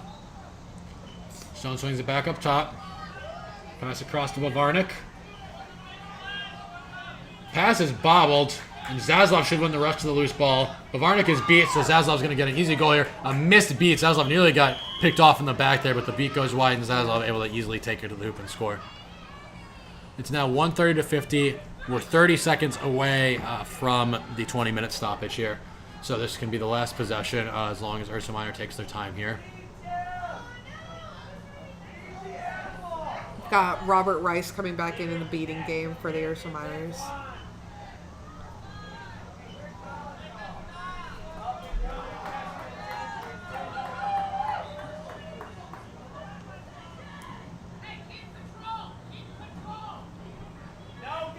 Stone steps up. Stone goes for the shot, and Stone knocks it home.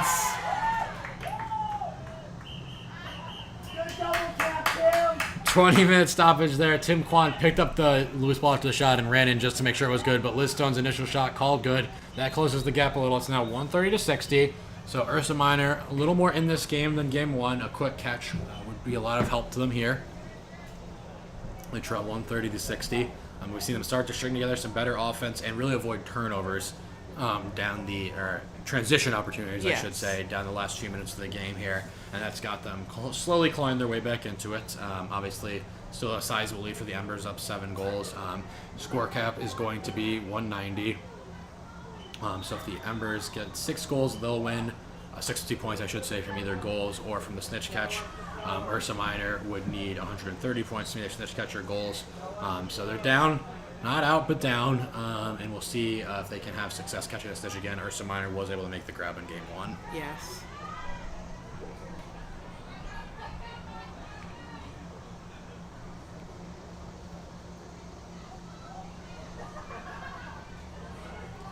We'll see what each team comes out with its seeker here. It was Liam Zach who made the grab in game one for Ursa Minor. We'll see if he gets first crack here in game two. And we'll have to see what the Ember go with as well, if they are focused on getting the catch this time around, or if they think they can focus their energy on the Quaffle game and just try to get to the set score by scoring 6 goals. Yeah.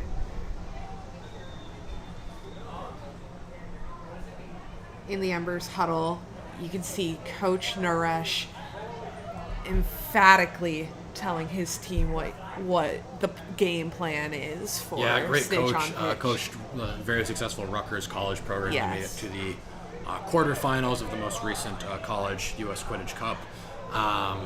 Coached and played for Skyline Quidditch, the community team as well, and now serves as the practice squad coach for the New York Titans and coaching the Embers in this game today. Done a good job rotating all the players in, and we've seen a lot of good looks from this Embers team, and we've seen Ursa Minor, who's struggled a lot in Game 1, put together a better showing here in Game 2, and we'll see if they can continue to build on that momentum as the players make their way back out on the field. It'll start Quaffle in the possession of the Ember following that excellent shot from Liz Stone.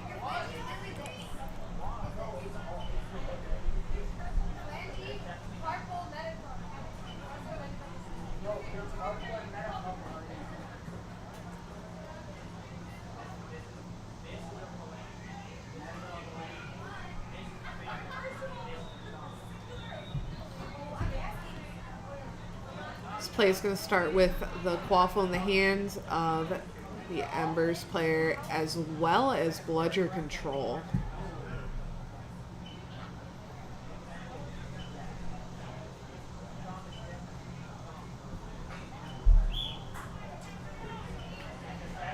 All right, so ball in the Ember hands. They're going to slowly walk it up here.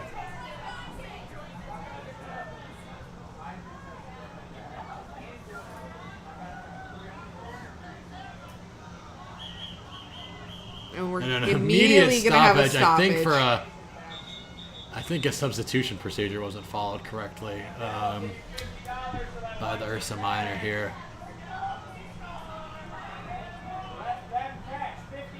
Ball's going to turn over to Liam Zach, so it's something on Schmidt in the beater game. Or by John Kiesler, excuse me, in the beater game. So Kiesler actually going into the box. Yeah, sent to the box. Player from the Aviators practice squad. Something to do with the bludger exchange with Liam Zach over there on the sideline is going to leave. Oh, it's actually a legal contact. Okay. Hard for us to see exactly what happened over there, but illegal contact. So he's sent to the box. Bludger control and Quaffle turn over Ursa Minor. Liz Stone is going to look to rush again here. Breaks one tackle. Breaks two. Stone gets to the hoop and scores 2 in a row for Stone. Yes. And that puts Ursa Minor down only 6 goals. They're down 130-70 now. And we're seeing Petrelli aggressively go with the snitch here.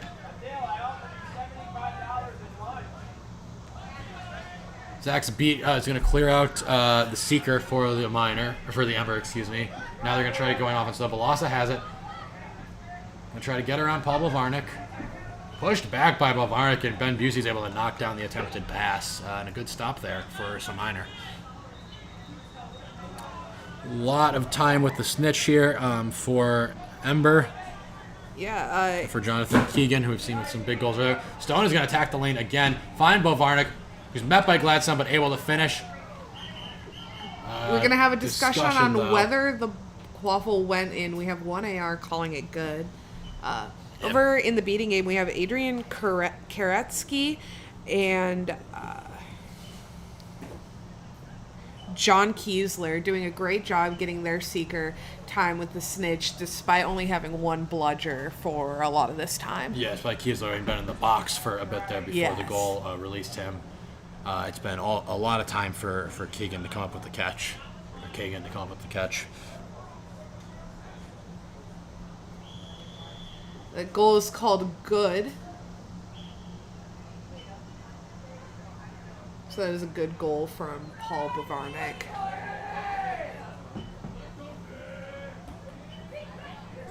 A great beat from Zach. Balasa's beat in the back by Liam Zach, who had no idea. Balasa had no idea. And Listone picks it up again. And Listone is going to have another chance to rush in. And gets through and scores again. So thanks to some great beater play, Listone continuing to get the opportunity to attack the hoops. And suddenly, it's 130-90.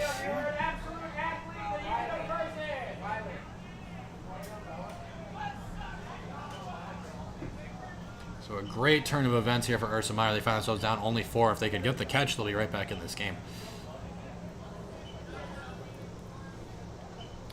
And we'll see as Petrelli tries to come up with the grab here, but she's beat out. That'll be Keegan's turn again. As Balasa brings it down the side, looking to put some points on the board for Ember, end this scoring drought. Pass, though, as Bovarnik's going to intercept it and look to start rushing the other way. Great play Met by the beaters. Kerensky. Pump fakes. Bovarnik met by a huge hit from Balasa, who's a great tackler. And Balasa not only makes a tackle, but grabs Bovarnik's hand so he can't get rid of the ball, and the beat is going to stop the drive. Really nice job from the Ember there. Ursa Minor had no bludgers right now. Ball gets to Gladstone. Oh, her pass is going to sail high, though, and Bovarnik's again going to come up with the turnover. Not able to make the connection there to Marissa Rizzi.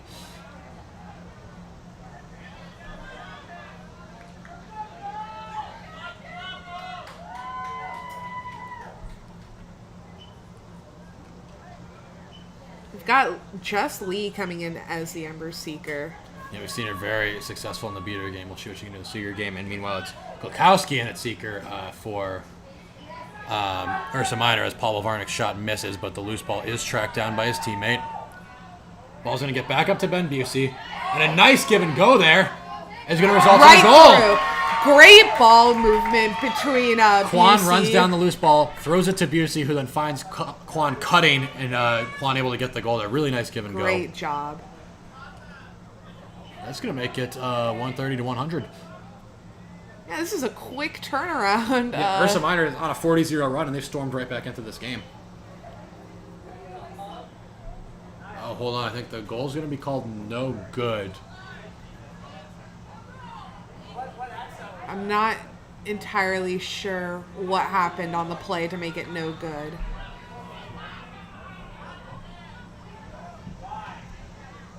So some turn events in the beater game is going to negate the goal for Ursa Minor. So I'll stay at 130 to 90. And now Ember's looking to run the other way. Balas is going to get through and dunk on the top hoop. That ends the drought for the Ember, and that's a huge swing for that goal to be called off and for Ember to immediately get a goal of their own. Now they lead 140 to 90.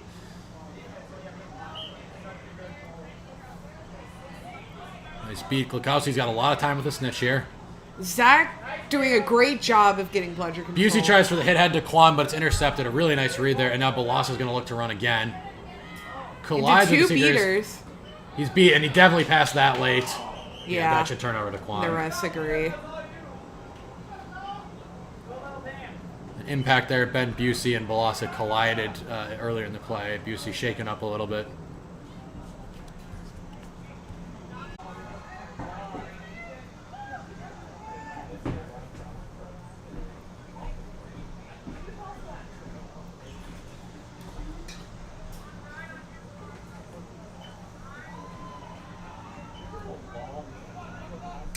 Longest pass over to Bovarnik. Bovarnik goes for the deep pass behind. Can't be brought in by Eugene Ham. And now Ember looking to rush and end the game. Ball in the hands of Balasa. Isaac Cerndiaz aggressively takes out beaters. Balasa just has to beat one more. Great tackle. Still on his feet. Passes it over to Richardson. Richardson did Sierra Delk, but you can't handle the pass. Manages to save it inbounds. Now back to Richardson. Richardson's able to break through Bovarnik. Blocks a beat. Gets all the way, but the ball is ripped out of his hands. Great stop of the hoops from Bowman. And now we're going to have a stoppage. What physical defense on display from Ursa Minor Incredible there. sequence. Yeah, hit after hit from Ursa Minor. There were 2 or 3 times where it looked like Ember was about to put through the game-winning goal, only met by a huge stop from Ursa Minor's chasers. Their beaters as well were able to take a couple of those players out of play, which really helped on the defense. Yeah, but for a long time there, Quan chasing his bludger off to the side here, which you see him about to retrieve now. So it was a no bludger situation for multiple tense moments there, and the chasers for Ursa Minor up to the challenge. They're going to get the stop, and they'll have the ball now. So still alive. They still need 4 goals. Their opponents only need 1. Both beaters called clear in that exchange between Quan and Rizzi. Bowman walking it up slowly. We've got Harkins in beating with Quan.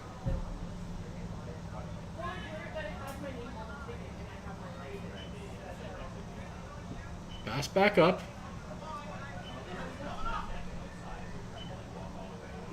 Now down behind the hoops.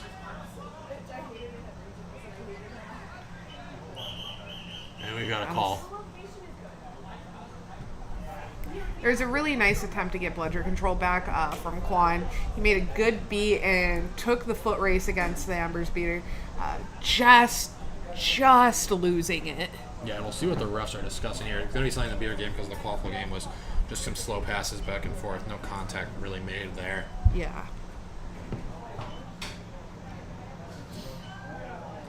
It's a blue card on Isaac Cerna-Diaz, which is should turn bludger control.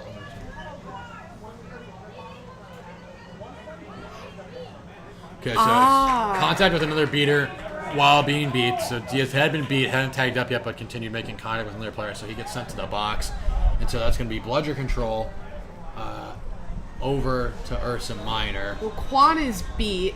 Quan is beat, so one bludger on the ground, one in the hands of the remaining beater for Ember, Rizzy. It's going to be right on the ground, and the ball's going to still be in Bowman's hands. We'll see if he can get through and score. Swing it back up. They're going to slow it down now. Pass goes across to Bavarnik. He's going to send it behind.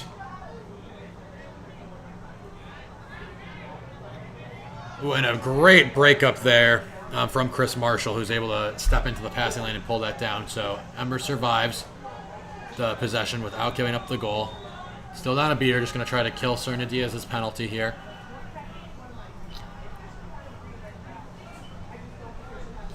Cerna-Diaz back in the game. Delk swings it to Richardson. Richardson back to Delk.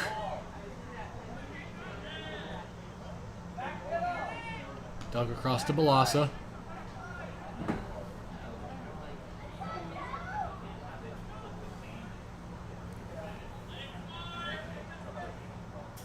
Oh, Delk goes for the long shot, but Paul Bavarnik manages to swat it down. That would have been a... But Bavarnik just throws it into the hands. And it's across to Balassa, who's beat, but Richardson should be the first to lose ball. So Ember come back up with the ball there. Bludgers are flying in the air. Long pass now. behind, but beat, and this time Ursa Minor should come up with the stop for good. Great job from the beaters there from Ursa Minor to close down after the turnover there. Yeah, it was great from Harkins to stop the pass from behind the hoops. Yeah, hits Kagan before there's any chance to do anything with it. Yeah. In the hands of Bowman now. Ursa Minor still in this game. They need to go on a 40-0 run. They've been getting the sauce, but need to start stringing some goals together.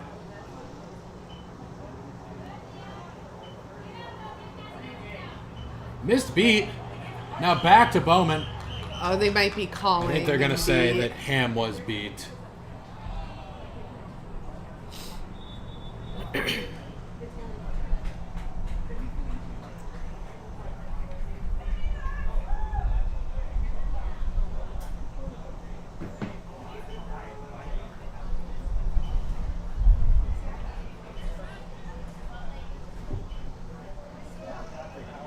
So Bowman still has it, and he's going to score. The refs decided no call, and Bowman's able to just get his way to the rim and finish the play.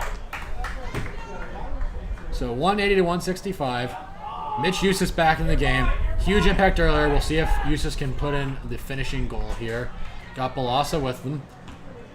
Yep, Eustace is going to try to find Balassa. Bavarnik's going to close out. Balassa going to easily break that tackle. Get in, finds Eustace. Eustace fakes, shoots on the top hoop. Eustace drills it, and that's the game winner. 190 to 165. Eustace Ember was take game huge two. this game. Ember take game two. They throw a very spirited challenge from Ursa Minor, who managed to claw their way back in the game after an early deficit, but the Ember finish it off. Great finish from Eustace there, as you mentioned, who had a huge shift in the middle of the game, and then came back in to put the finishing touches on it. Yeah. I'm gonna want to see what Ursa Minor changes for this third game. They made some great adjustments mid-game, and whatever they're gonna discuss between the second and the last game of this series is gonna be vital. Yeah, we'll see if they can come out in game three the way they finished game two and have a chance to play a more complete game this time. And we'll be back for that game shortly. Yep.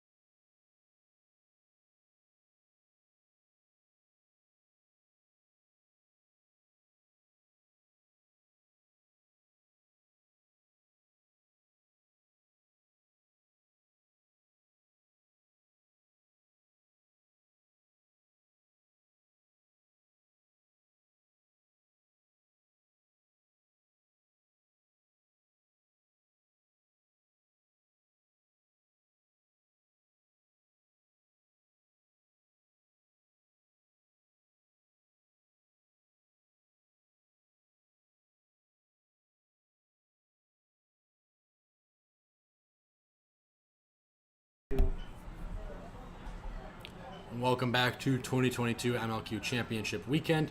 We're here for the third and final game of the Next Gen Showcase between the Ursa Minor in white and the East Embers in red. East Embers have won the first two games, won game one pretty comfortably, game two a much tighter affair. Side note, if you want to see a sick POV shot of the game, follow our TikTok at ML Quidditch. Yep, It's what all the Gen Zers are going on. We've got a cameraman down there, live POV TikTok. You'll be able to see him from our angle as well, going up and getting the shots, so definitely check that out. As both teams are starting to work their starting lineups out onto the field here. Referee discussion still underway, so it'll be about a minute or two before we get started here. Looks like the Ursa Minor starters were getting ready, but they're being called back. Yeah, a little more time. We're going to have discussion on the side here before we get started. Embers players still on the bench. No one really making their way out onto the field yet. Just a few final points being discussed by the referees. Want to make this third game go as smoothly as possible, obviously. Yeah. Second game did go a little longer because the Embers took a good commanding lead, but the Ursa Miners were clawing their way back into that game. They got the catch. They made it a very close game. It was good on them. We had a couple stoppages, just dragging it out a little longer, so we're trying to make this one run as smoothly as possible. Yeah, in game two, it's 130-60. The Ember are up when the snitch comes out. They're in a great spot, and then a 4-0 run from Ursa Minor. Ember manages to right the ship a little bit after that, but then Ursa Minor catches, and suddenly they're only down 2 goals. Really competitive finish. Final score ended up being that second half was really impressive, and we just have to see if they can come out in game 3 here and start the way they finished game 2 and maybe make this a competitive affair the whole way through. And get out of here with one win in this 3-game series. During game 1, there didn't seem to be a lot of cooperation between the Ursa Minor chasers and beaters. We saw a little bit of sloppiness on the execution, the passes of the Ursa Miners as well. They kind of started out game 2 the same way, but they found their groove. They started to work together a lot better than they had been, and their passes, their shots were going in a lot more. So hopefully they figured it out. They've got their groove going. Game 3 is their game to win now. Yeah, we saw Ben Busey, who exited the game with injury, was able to come back, and it looks like he's going to be starting game 3 again. Got looked at the medical tent and is good to go, so that's good to see. A lot of good performances on both sides. Obviously, we've talked a lot about Jess Lee in the beater game for the Embers and Timothy Kwan in the beater game for Ursa Minor, both really fantastic players. Mitch Eusis, kind of the hero in the Quaffle game for the Embers in game 2. Ton of transition goals and assists, including a great play to finish game 3. And we'll see if that's the same story, or to finish game 2, and we'll see if that's the same story here in game 3. As the Embers look to pull off the sweep, and Ursa Minor looks to get one win under their belts here as we conclude the Next Gen Showcase. MLQ Championship will continue throughout the day. Semifinals taking place right now. We'll continue after this on the finals this afternoon. Austin Outlaws took Game 1 over the New York Titans. Boston Forge took Game 1 over San Antonio Soldados. We'll see if it ends up being a Boston-Austin rematch in the finals, series we've seen a lot over the years, or if New York and San Antonio are able to make their way back in. Obviously, New York made the finals last year where they lost to Austin, and now they face them in the semifinals. Did see a great series yesterday where the Washington Admirals took the Austin Outlaws to 3 games in the quarterfinals, managed to take game 2 off of them, a really impressive performance, and maybe New York can look to do the same thing in their game 2 against Austin. But down here on pitch 2, we're getting ready. Looks like Ursa Minor is working their way out onto the field. And here come the Embers as well, so we should be getting started in just a moment here. Yep. Over on the Ursa Miners, the starters look like Ben Busey, Paul Bavarnik, Joe Glachowski, and Colin Gaines. Yep, so as far as we've seen, a bunch of good plays from throughout the day so far. Some good takes from Gaines as the keeper. Busey and Bavarnik, both capable shooters. And Glachowski's done just a little bit of everything. And then in the beating game, it's going to be Josh Harkins, who we saw play a lot towards the end of Game 2. His beater partner hasn't made it way out onto the pitch yet. It's been Timothy Kwan several times. We'll see if they're going to start Kwan, who's probably on their best beater so far. This weekend, we'll see if that's going to be the decision the coaching staff makes. Yeah, it looks like that is Timothy Kwan making his way out onto the field here. I would be making the same decision. Yeah, I definitely think this is a strong chaser lineup and flanked with 2 really good beaters that gives Ursa Minor the chance at a really strong start, which is what they need to make this one go a little different than the first 2 games in the series. Ember now have their hands in, just doing their last little kind of team meeting and cheer, and then they'll get their starting lineup onto the field as well. Referee is getting set here.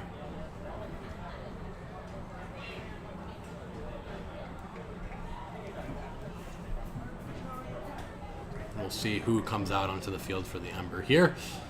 Starting lineup should be on the field in just a moment. Referees are making their way to the starting line, so we should be getting started in about 30 seconds or so here.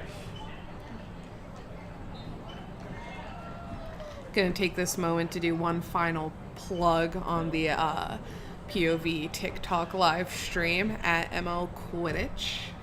Join us there to get a really good close-up look at how this game's going to go. Yeah, you can see in the black polo there near the midline our guy who's going to be filming that. So definitely check that out. A bit of a different way to see the sport. Yeah.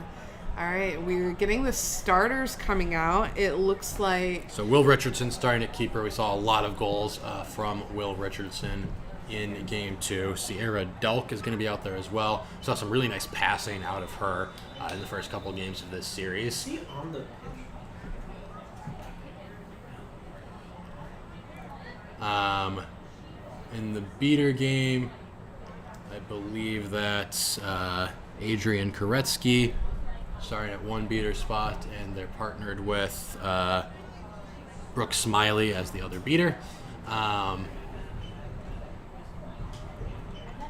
And we've got 2 other chasers out there. I can't quite make out the jersey numbers from here. We'll be able to get those for you in just a second. Looks like an all Boston Forge practice squad line for them. 6 pairs now. of pink shorts out there.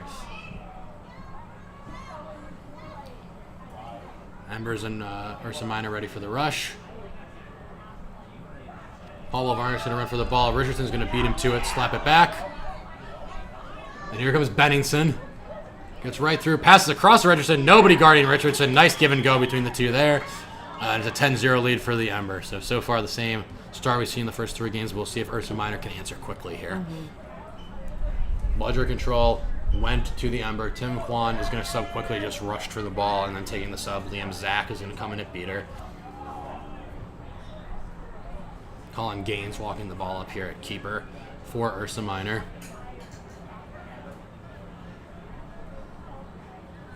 Gaines pro in beater exchange. Chance to attack now. Cross to Gaines. Goes for a no-look shot, but he's not able to find home. Pablo Varnick has it. Goes for a low pass. The beat misses, though. Now back to Gaines. Gaines is going to break through 1 tackle and get the finish dunk over Sierra Delk. Great take from Colin Gaines. That makes it 10-10. And now we have our first stoppage of the game. I believe just to allow this beater to return to the end line. One of the bludgers was hotly contested between Liam Zach and Adrian Koretsky. Koretsky right now looks like they're going to win the foot race, Zach trailing behind. Yeah, we'll see if Zach can overcome the gap, but it looks like Koretsky should have a relatively free path. And Brooke Smiley should be able to come back in and cover as well. Yes.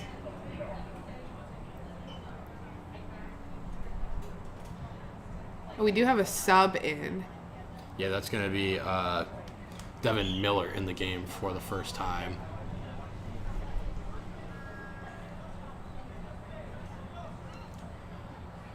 Pass up to Delk. Down to Benningson. Benningson back to Delk. Really like Delk in this facilitator role at the top of the field. He's going to go down to Benningson again. He's got a couple places he can go with it. He and Delk are going to swap spots now. Driving his feet, goes for the shot. It's no good. And it's going to roll away, and Ben Busey for the Ursa Minor is going to be the first to the ball. Bludger So control they get the with the Embers. So 10-0 should still be the score here. It should be 10-10, excuse me. Both teams have scored once. Busey walking the ball up now. Prefers to play behind the hoops, but being asked to be a facilitator for Ursa Minor today. Now swings it off to Gaines. Gaines behind the hoops. Now the pass back up to Gaines from Kwok. Gaines goes all the way across to Miller. Miller's going to find Busey. Busey's going to have a chance to shoot, but he's beat, and the shot is knocked down. And a chance to push immediately for the Ember. Gonna have to drive through. Gaines gets through. Big finish there from Andrew Biddles in transition. Some good quick beating from the Embers, Smiley and Koretsky to create that situation for their team. Gaines going to handle the ball now.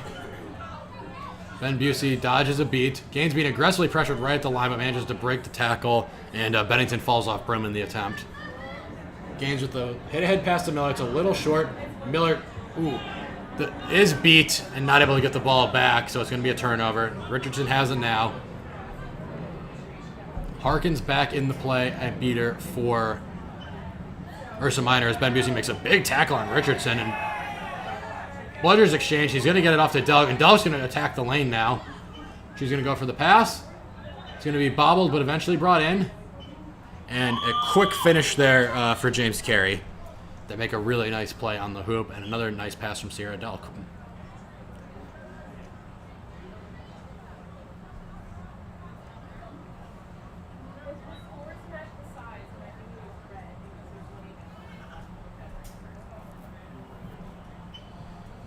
Gaines walking the ball up now.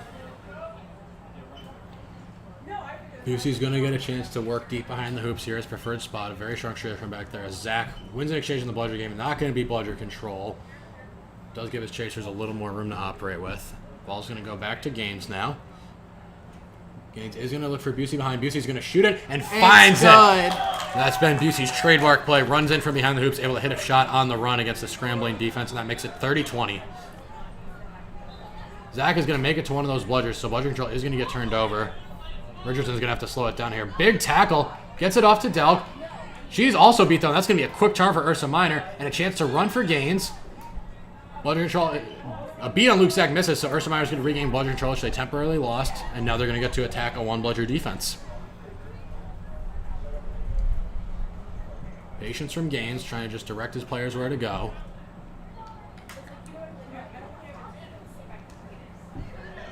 Rush by Richardson, but breaks the tackle. Floats it to no one in particular, though. Though Delk is beat, so he might be able to win the race to the loose ball. Yep, he's going to get there first. Break another tackle. Get all the way to the hoop. Flicks it to Busey on a no-look. Busey puts it through, but Busey was beat just before he released it. That was a nice pass. It was a good play, but the beating for the Embers just I think that took pass it away from just them. even more zip on it because it was such a tight window, or Gaines needs to take another step and draw the beat. But like the idea there, and nearly a conversion for Ursa Minor. Ball goes back up top to Richardson. We got Balasa, the leading scorer for the Ember in game one. Kind of lurking behind the hoops. Now he's going to cut his way up. Catch the pass with space to attack. Pass behind the hoops and a quick finish. Really nice feed from Balasa there. And Jonathan Kagan finishes the play. Yeah, it was great movement from the Embers chasers. Liam Zacks picks up the one bludger. So his team without bludger control now. Gaines going to sub for the first time. Andrew Bowman's going to enter the game. We had Busey subbing in for Liz Stone. Or subbing out for Liz Stone, excuse me. Bowles handling the ball. She's going to try to get it to Bowman. Met by a beater, but gets it to Stone. Stone spins, throws as she falls, but not able to finish that one. Good hit from Richardson. Yeah, AR has a hand up. There might be an attempt at a call on this play. Yeah, I'll have to see what the refs are discussing on this one.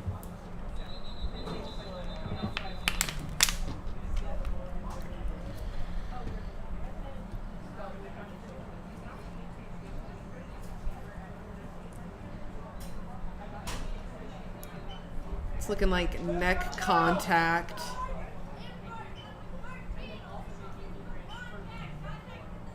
Yep.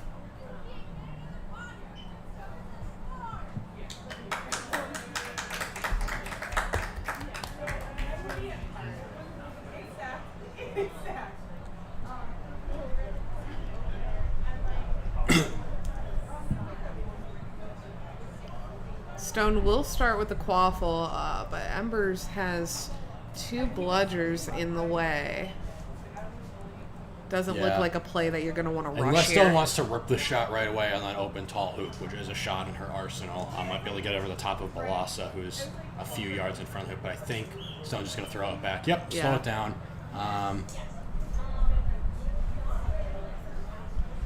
To Glukowski, who's going to wait for the rest of his team to catch up. Now get it to Bowman.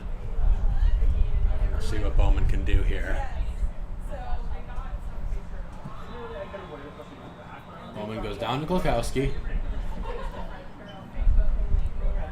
Glukowski throws the ball back kind of to no man's land there, but Liz Stone is going to jump on the ball thanks to a great beater tackle. Ball is loose, eventually in the hands of Balassa, who will have a chance to run here if he wants it. That's some great contact by Zach there. Petrelli is going to rush back into the game as the beater. She's blocks Isaac's turn to use beat, but drops her bludger. I think she might have got hit in the face there. Always tough. So she's going to take the sub here. Those rubber bludgers are no joke. Yeah, throwing it at high velocity too. So Robert Rice is going to sub into the game for the first time.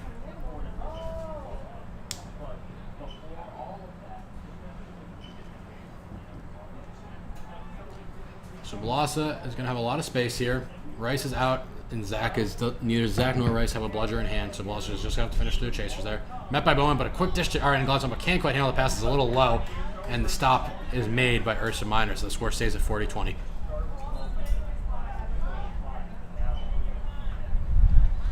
Now we'll see some patience here as Glukowski walks the ball up.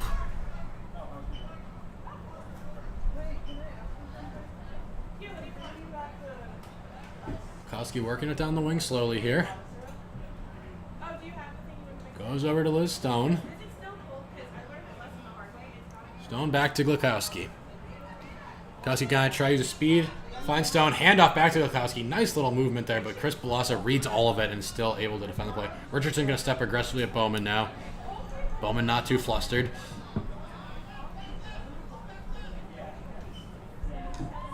Manages to get the dish off and avoid the beat, so he's still in. Ball goes to Stone now. Stone goes across to Bowman, bobbles it, but manages to get control of it and finishes to the hoop. Really nice passing sequence all around from Ursa Minor there.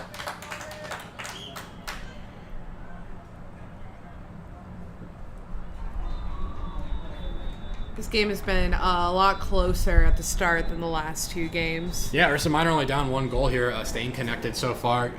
Composure on offense, tight defense. Mitch Eustace has just entered the game for the first time for Ember. No, they've been a spark plug. Eustace dancing now. To Balassa. Deflects the beat, and Balassa gets all the way to the rim and scores through the contact, but now I think the rest are going to discuss if that was indeed a good block by Balassa or if it might have got him in the hand.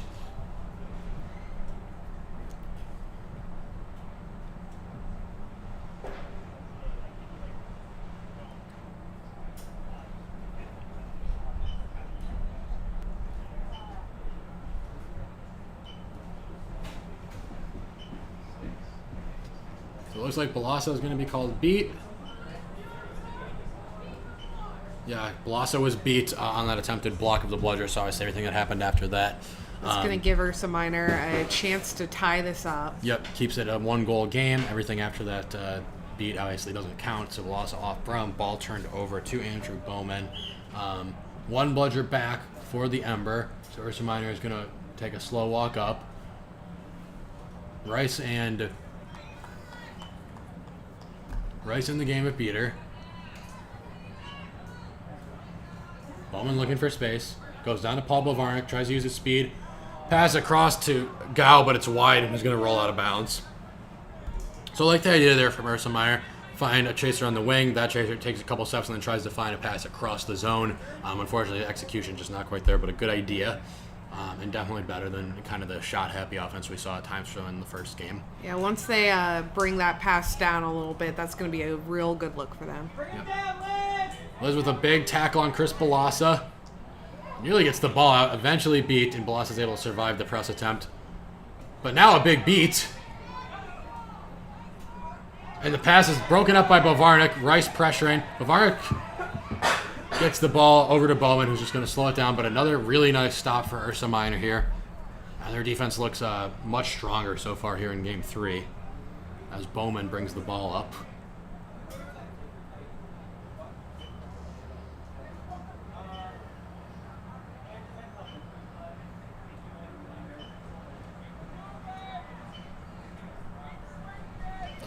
Stone goes low. Now the pass above Arnold gets a little high, but he handles it. His shot is going to hit the rim and not go through. Hits the rim just a little low. Shakes the hoop, but doesn't go in. So another good look from Ursa Meyer, just not quite able to sink the shot. But again, stringing together multiple passes, rotating the defense, flipping the field. They wind up with a decent look that just doesn't quite go in. Weirman and Rice were able to get bludger control off of their push there. So they're going to have 2 bludgers on defense. Veloso handling, passes it over.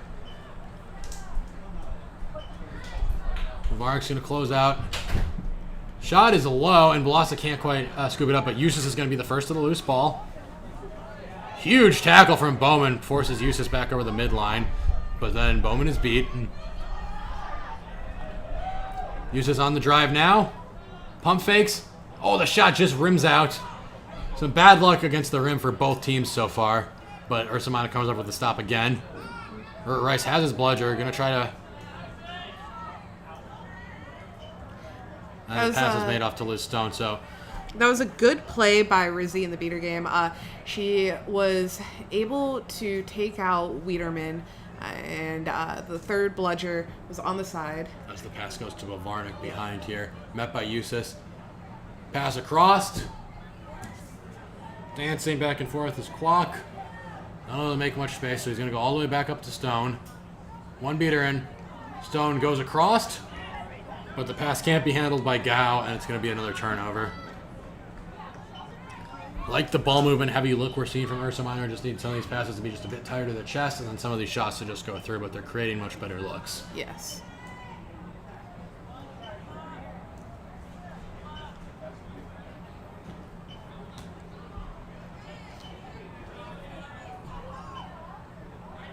Ball rolls behind.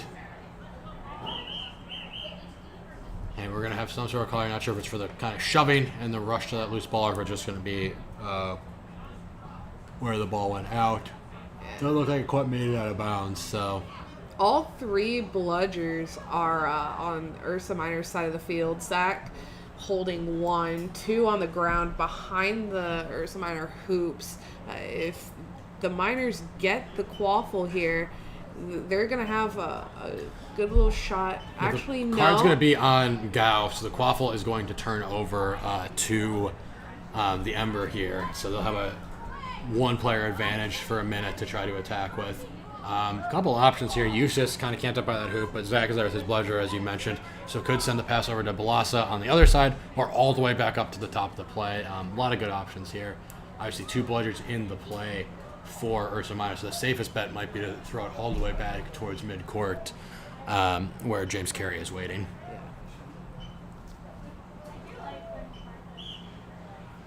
The pass doesn't have enough. It goes to Balasa, but Quam is there, and eventually the loose ball is going to be scooped up by Ursa Minor. So they come up with the stop. Kwok going to handle the ball now. Team's still down a beater. He's down a chaser due to the penalty committed by Gao. They do have bludger control. With Zach and Kwam, 2 of their strongest beaters. Kwam going to try to pick off some chasers on the side, looks like here. Zach makes a beat. Varnick wrapped. A great wrap by Balasa, and we've seen this twice now where Balasa is able to get there out of Varnick and pin his wrist so he can't get rid of the ball. And that should eventually make it a turn. Balasa can't get beat because he's in the green headband. So he eventually comes up with the ball. Zach is there, so Balasa is not going to try to run here. And Balasa and Quan, I think, are going to try to... No, they are going to eventually drop back rather than try to hang out near that keeper's own line and try to make the immediate press.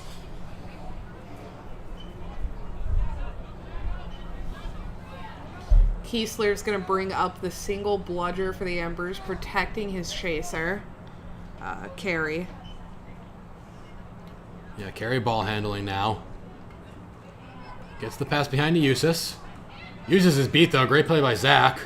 And it's going to be a run the other way from Kwok now, who is given a hard hit. The ball gets to Varnick, who's also immediately wrapped up. Manages to fight out of it. And now Varnick going the other way. One beater back in the play. Varnick's headband close to popping off his head. Goes for the pass across. Can't be handled and a beat anyways. And now Zaslav has a chance to run. That was... Yeah, Zaslav stepped over the line and then threw the buffalo back. That should be a turnover to Ursa Minor. Great pressure by Liam Zach is going to create a turnover there.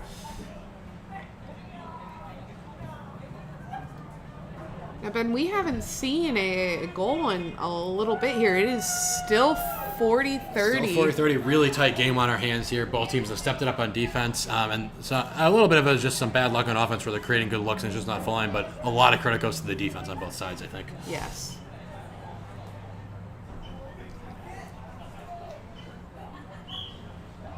So they're going to keep the ball alive.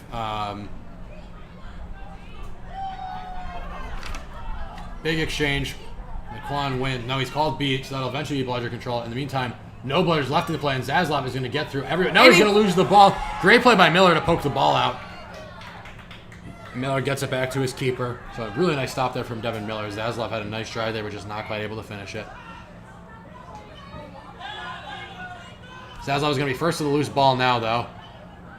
Beat from Quan. No, it does make contact. That beat makes contact too. Bludgers flying everywhere. And Liam Zach lost track of what's going on in the play, so the ball is in the hands of the Ember, but now it turns over to Ursa Minor. Ben Busey has it. Liam Zach and Quan should be able to clear up this scrum and maybe create an bludger opportunity. The third bludger is rolled deep behind the play, so now a chance to attack for Miller. Only Zaslav to beat. Fakes, shoots. Nice take from Devin Miller. It's a tie game now, 40-40. Really nice shot from Devin Miller. And what a play. Really Timothy nice Quan shot. and Liam Zach totally in control in the beater game there. Yeah, and we have Zach going out, subbing for Petrelli, taking a well-earned break.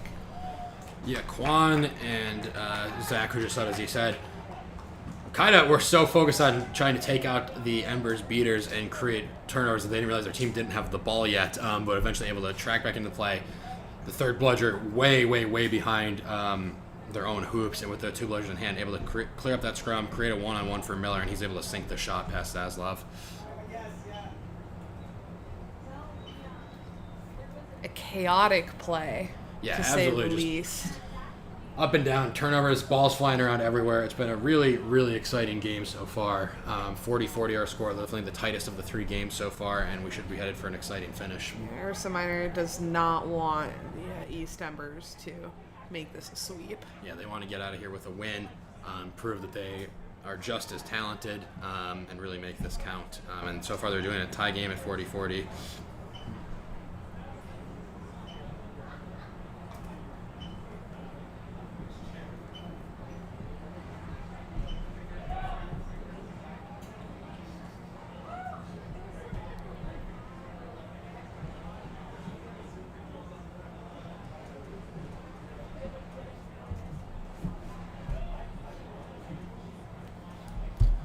So, players starting to make their way back out to their brims now, at least for Ursa Minor. Embers have their hands out. They're going to be returning to the field now as well.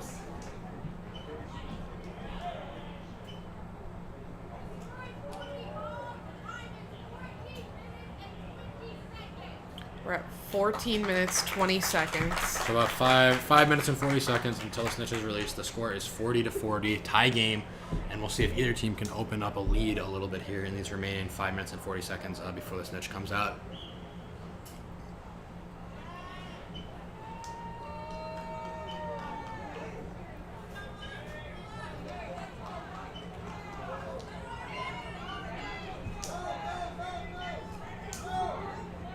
A great tackle by Jess Lee. Now a great dish. Oh, the pass is going to go wide of Sierra Delk, though. A lot of pressure on Luke Mendoza there. He's not quite able to get the pass to Delk. So now it's going to be Ursa Minor's ball. They maintain bludger control. Ben Busey avoids the poke out, gets it over to Gaines, who's able to shake out of that tackle. Bludger control in the hands of Ursa Minor. Petrelli and Harkins walking it up. And it's a nice shot. It's a shot pass. And just like you said earlier, that's Ben Busey's tried and true play. Yeah, shot pass there from Gaines. Doesn't go through, but it drops right in the hands of Ben Busey. That's why you put a little float on that shot so your teammate can come up with it, and Busey immediately pushes it through. And that is the first time Ursa Minor has led in this entire series. They lead 50-40 now. Yes.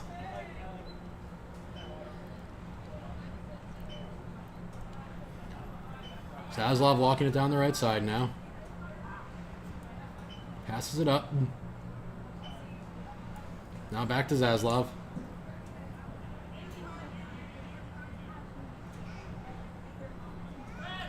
Zaslav back to Delk. Delk wants to uncork a shot of her own, but it's wide.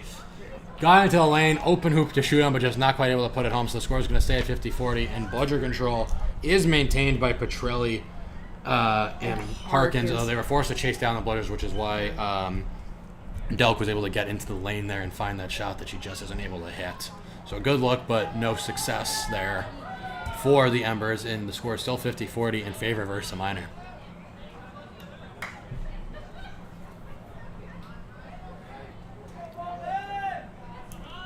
Ball goes from Glukowski over to Bowman. Bowman flicks it to Liz Stone. Manages to stay on Brum. No, they're going to say did not manage to stay on Brum.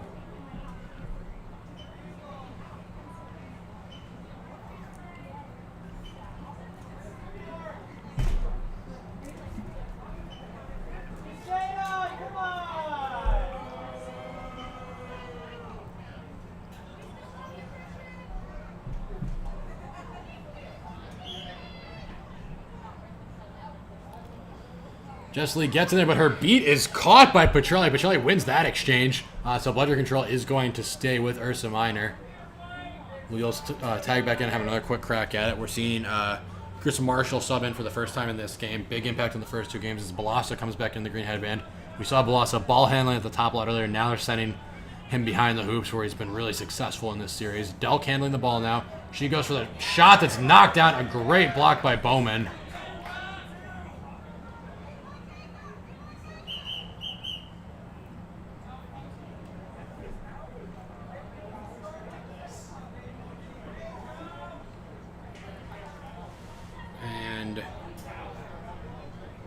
It's going to turn over either because can't tell if it's because Glukowski was beat before the pass or because he passed it back over the keeper zone line. I believe he passed it back over the keeper zone line. Should be a turnover either way. So Balassa has the ball.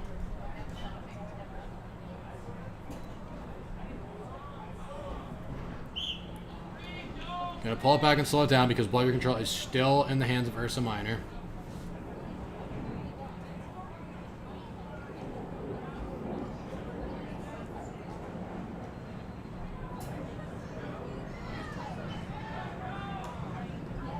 Pass goes down the side to Mendoza, back to Balassa, but Balassa is not able to save it. And going the other way now is Glukowski. Fumbles the ball, but picks it up. Finds Liz Stone. Great play in transition, and it's a goal for Ursa Minor. They now lead 60-40, and another stoppage of play. That's why you always run the field with your teammate. Yeah, you Give never them know. some support. If you think Glukowski is going to be able to beat Balassa one-on-one, always easier if someone just runs the field and you can get a nice easy pass instead.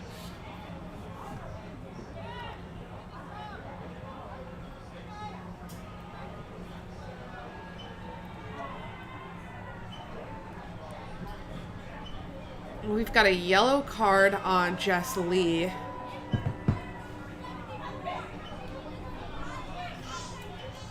For contact from behind. I think Jess Lee is released. Yeah, Jess Lee is released because of the goal being good. So no time served. But does pick up the yellow card and is going to sub, but has to complete the proper procedure, tag back in, be on Brum, and then sub. So in the meantime, Ember's slowly walking it up, waiting for their beater to sub in. So they have all 6 players in the play. Without bludger control, though, as Balassa works it down the right side.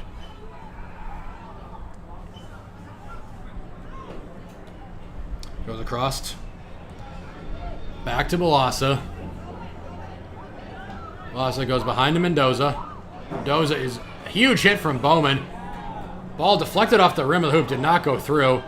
But the first to come up with it is going to be Marshall, who's going to try to truck through everyone, but a huge, huge hit brings him down. Quite a tackle there from Liam Zach.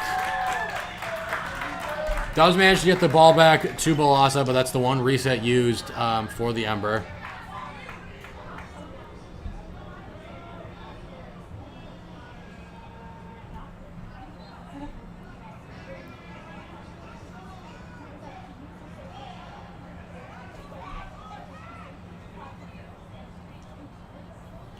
Delk not quite able to handle the pass. Hit by a long beat, and Liam Zach is going to come up with the loose ball. We have another stoppage. That was a good beat from Petrelli. Yeah, really long range on that. Really nicely done. Okay, no call.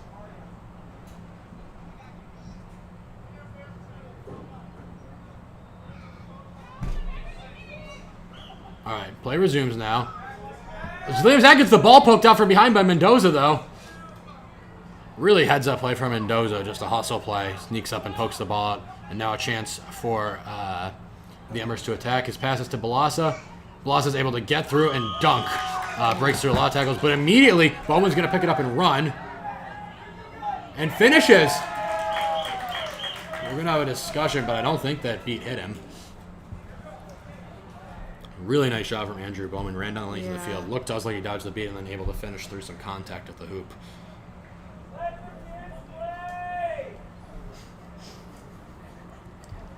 Another discussion here between the referees. If that goal stands, it would now be 70-50. Goal is good. 70-50. Great run from Bowman.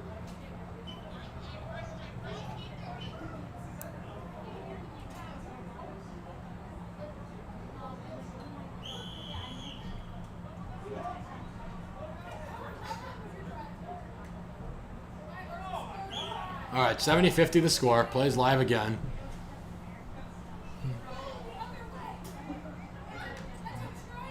As soon as Balsa steps out over the line, I think Liam Zach is going to try to tackle him right back over. But now there's beater support. Dishes it off to Ariana Gladstone. So they'll survive the attempt at a press there. Lee back in the game. Only one bludger for Embers. And a quick beat. Oh, but first to the loose ball is Chris Marshall, and there's a stoppage as he's trying to get in there and dunk. We're going to have to see what the call is this time. Yeah, we had a good little beater battle going on between Robert Rice and Brandon Peterson. Robert Rice, without a ball, trying to pick one up, but Brandon Peterson right there to chase him off. So we're right near the 20-minute stoppage. We'll see what the call is here. Should be only one more possession for whichever team is with. Okay, so I think game time of 1958. The goal is called good, but 2 seconds before it would have been the 20-minute stoppage. So Andrew Bowman has the quaffle now. A lot of discussion between Liam Zach here and Christian Barnes, the head referee. Embers will have one bludger in the hands of Jess Lee, another one most likely going to be in the hands of Brandon Peterson. Yeah, he should be first to that ball, especially because Robert Rice is off broom. Yes. So Robert Rice will have to tag up, so we'll probably see Ursa Minor slow it down here and try to make the most of the last possession. They currently lead by 1 goal. Much better position there in the first 2 games, and we'll see if they can build it back to 2 goals and possibly regain bludger control ahead of what should be a decisive second half of the game. With both teams very close to each other, snitch catch could prove huge. Bowman walking it up.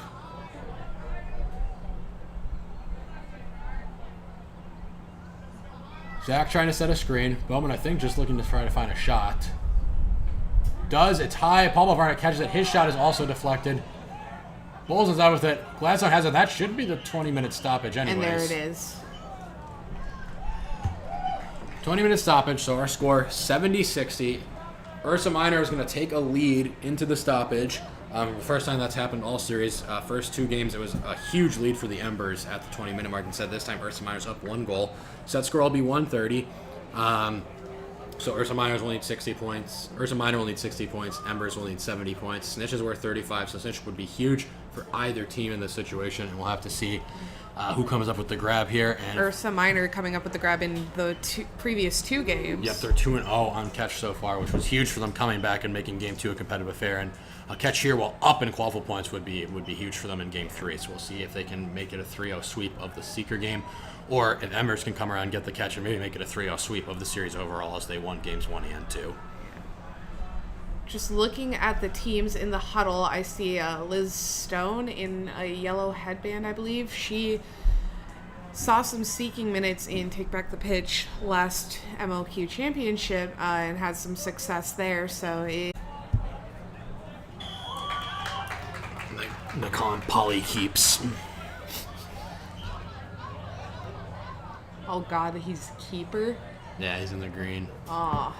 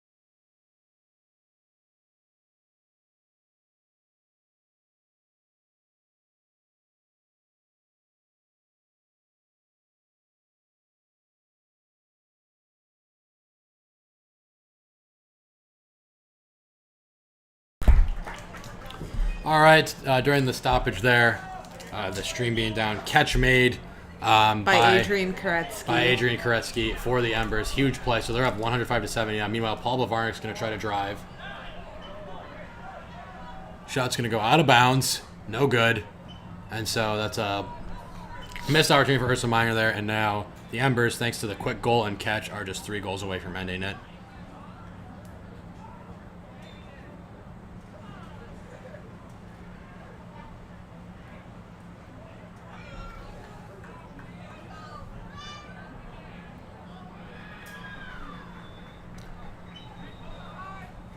So Bennington with the ball now, going to hit the lane, go for the shot. It's actually a pass, but Marshall is beat there, so no goal. Gaines bringing the bludger up. Bavarnik ball handling. The quaffle. He goes across to Ben Busey. We've seen have some nice goals from behind the hoops this game, but up top right now. Goes back to Bavarnik. Bludger exchange. Bavarnik goes for the long pass. Shot is no good, but Busey's the first to it. Busey's also beat. Looks like he got a bludger to the face while he was from a very down. close range, that might end up being a card. Yeah.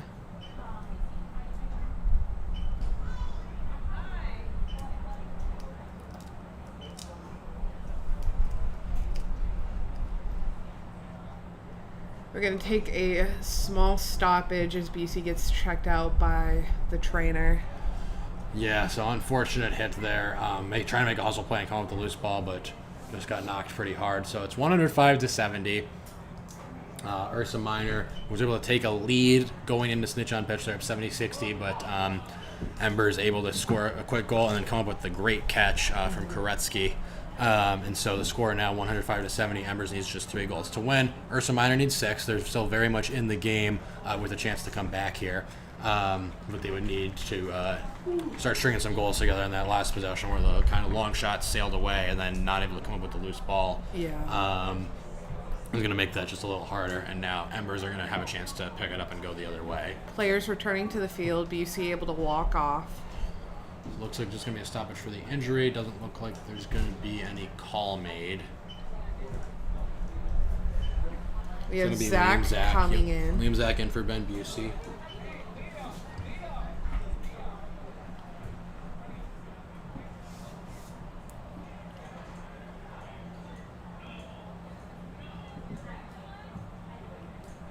We spoke too soon. Zach's actually not going to be coming It's in. going to be Devin Miller coming back into the game, who we've seen have some strong moments throughout this series. So he'll join Bowles, Bavarnik, and Gao out there as the current chaser group. Chance to rush to the Embers here. Richardson trying to push the pace. Gets right to the hoop. Shoots. Got it off before the beat. Goal is good. So 115-70 now, and just 2 more goals needed for the Embers to complete the sweep here of the Next Gen Showcase. Ursa Minor will need 60 goals. They'll need to go essentially on a 6-1 or 6-0 run here in order to win this game. Yep. Gao going to take the ball up now. Dishes it off to Miller.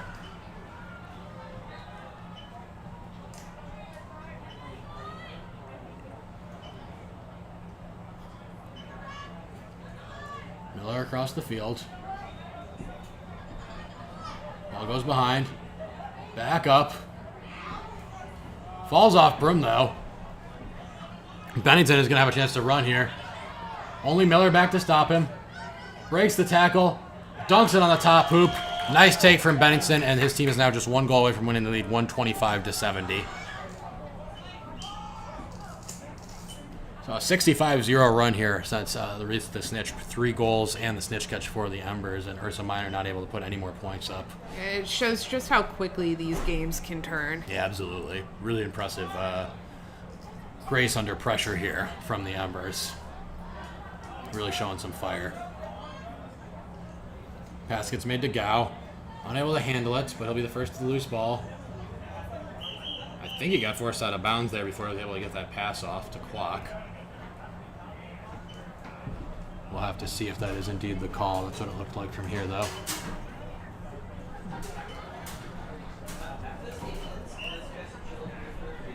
And a quick beat is going to get Kwok out of there, so ball's going to be scooped up by Bennington. With no beaters back, a chance to finish it for Bennington. Nice pass to Richardson. Richardson puts it through. And that's going to end it. So 135-70, the final score here. Was a swept series for the Embers, and Definitely Ursa Minor's best game was Yes. Game 3. They finished Yes. strong. They were able to take a lead in the snitch on pitch, but the Embers ended up putting it away. Really impressive talent on display from both of these young teams here. absolutely. If this is the next generation of Quidditch, then the sport is going to be in good hands. You can make your way over to the broadcast for Pitch 1, where the semifinals and finals of the MLQ Championship are continuing.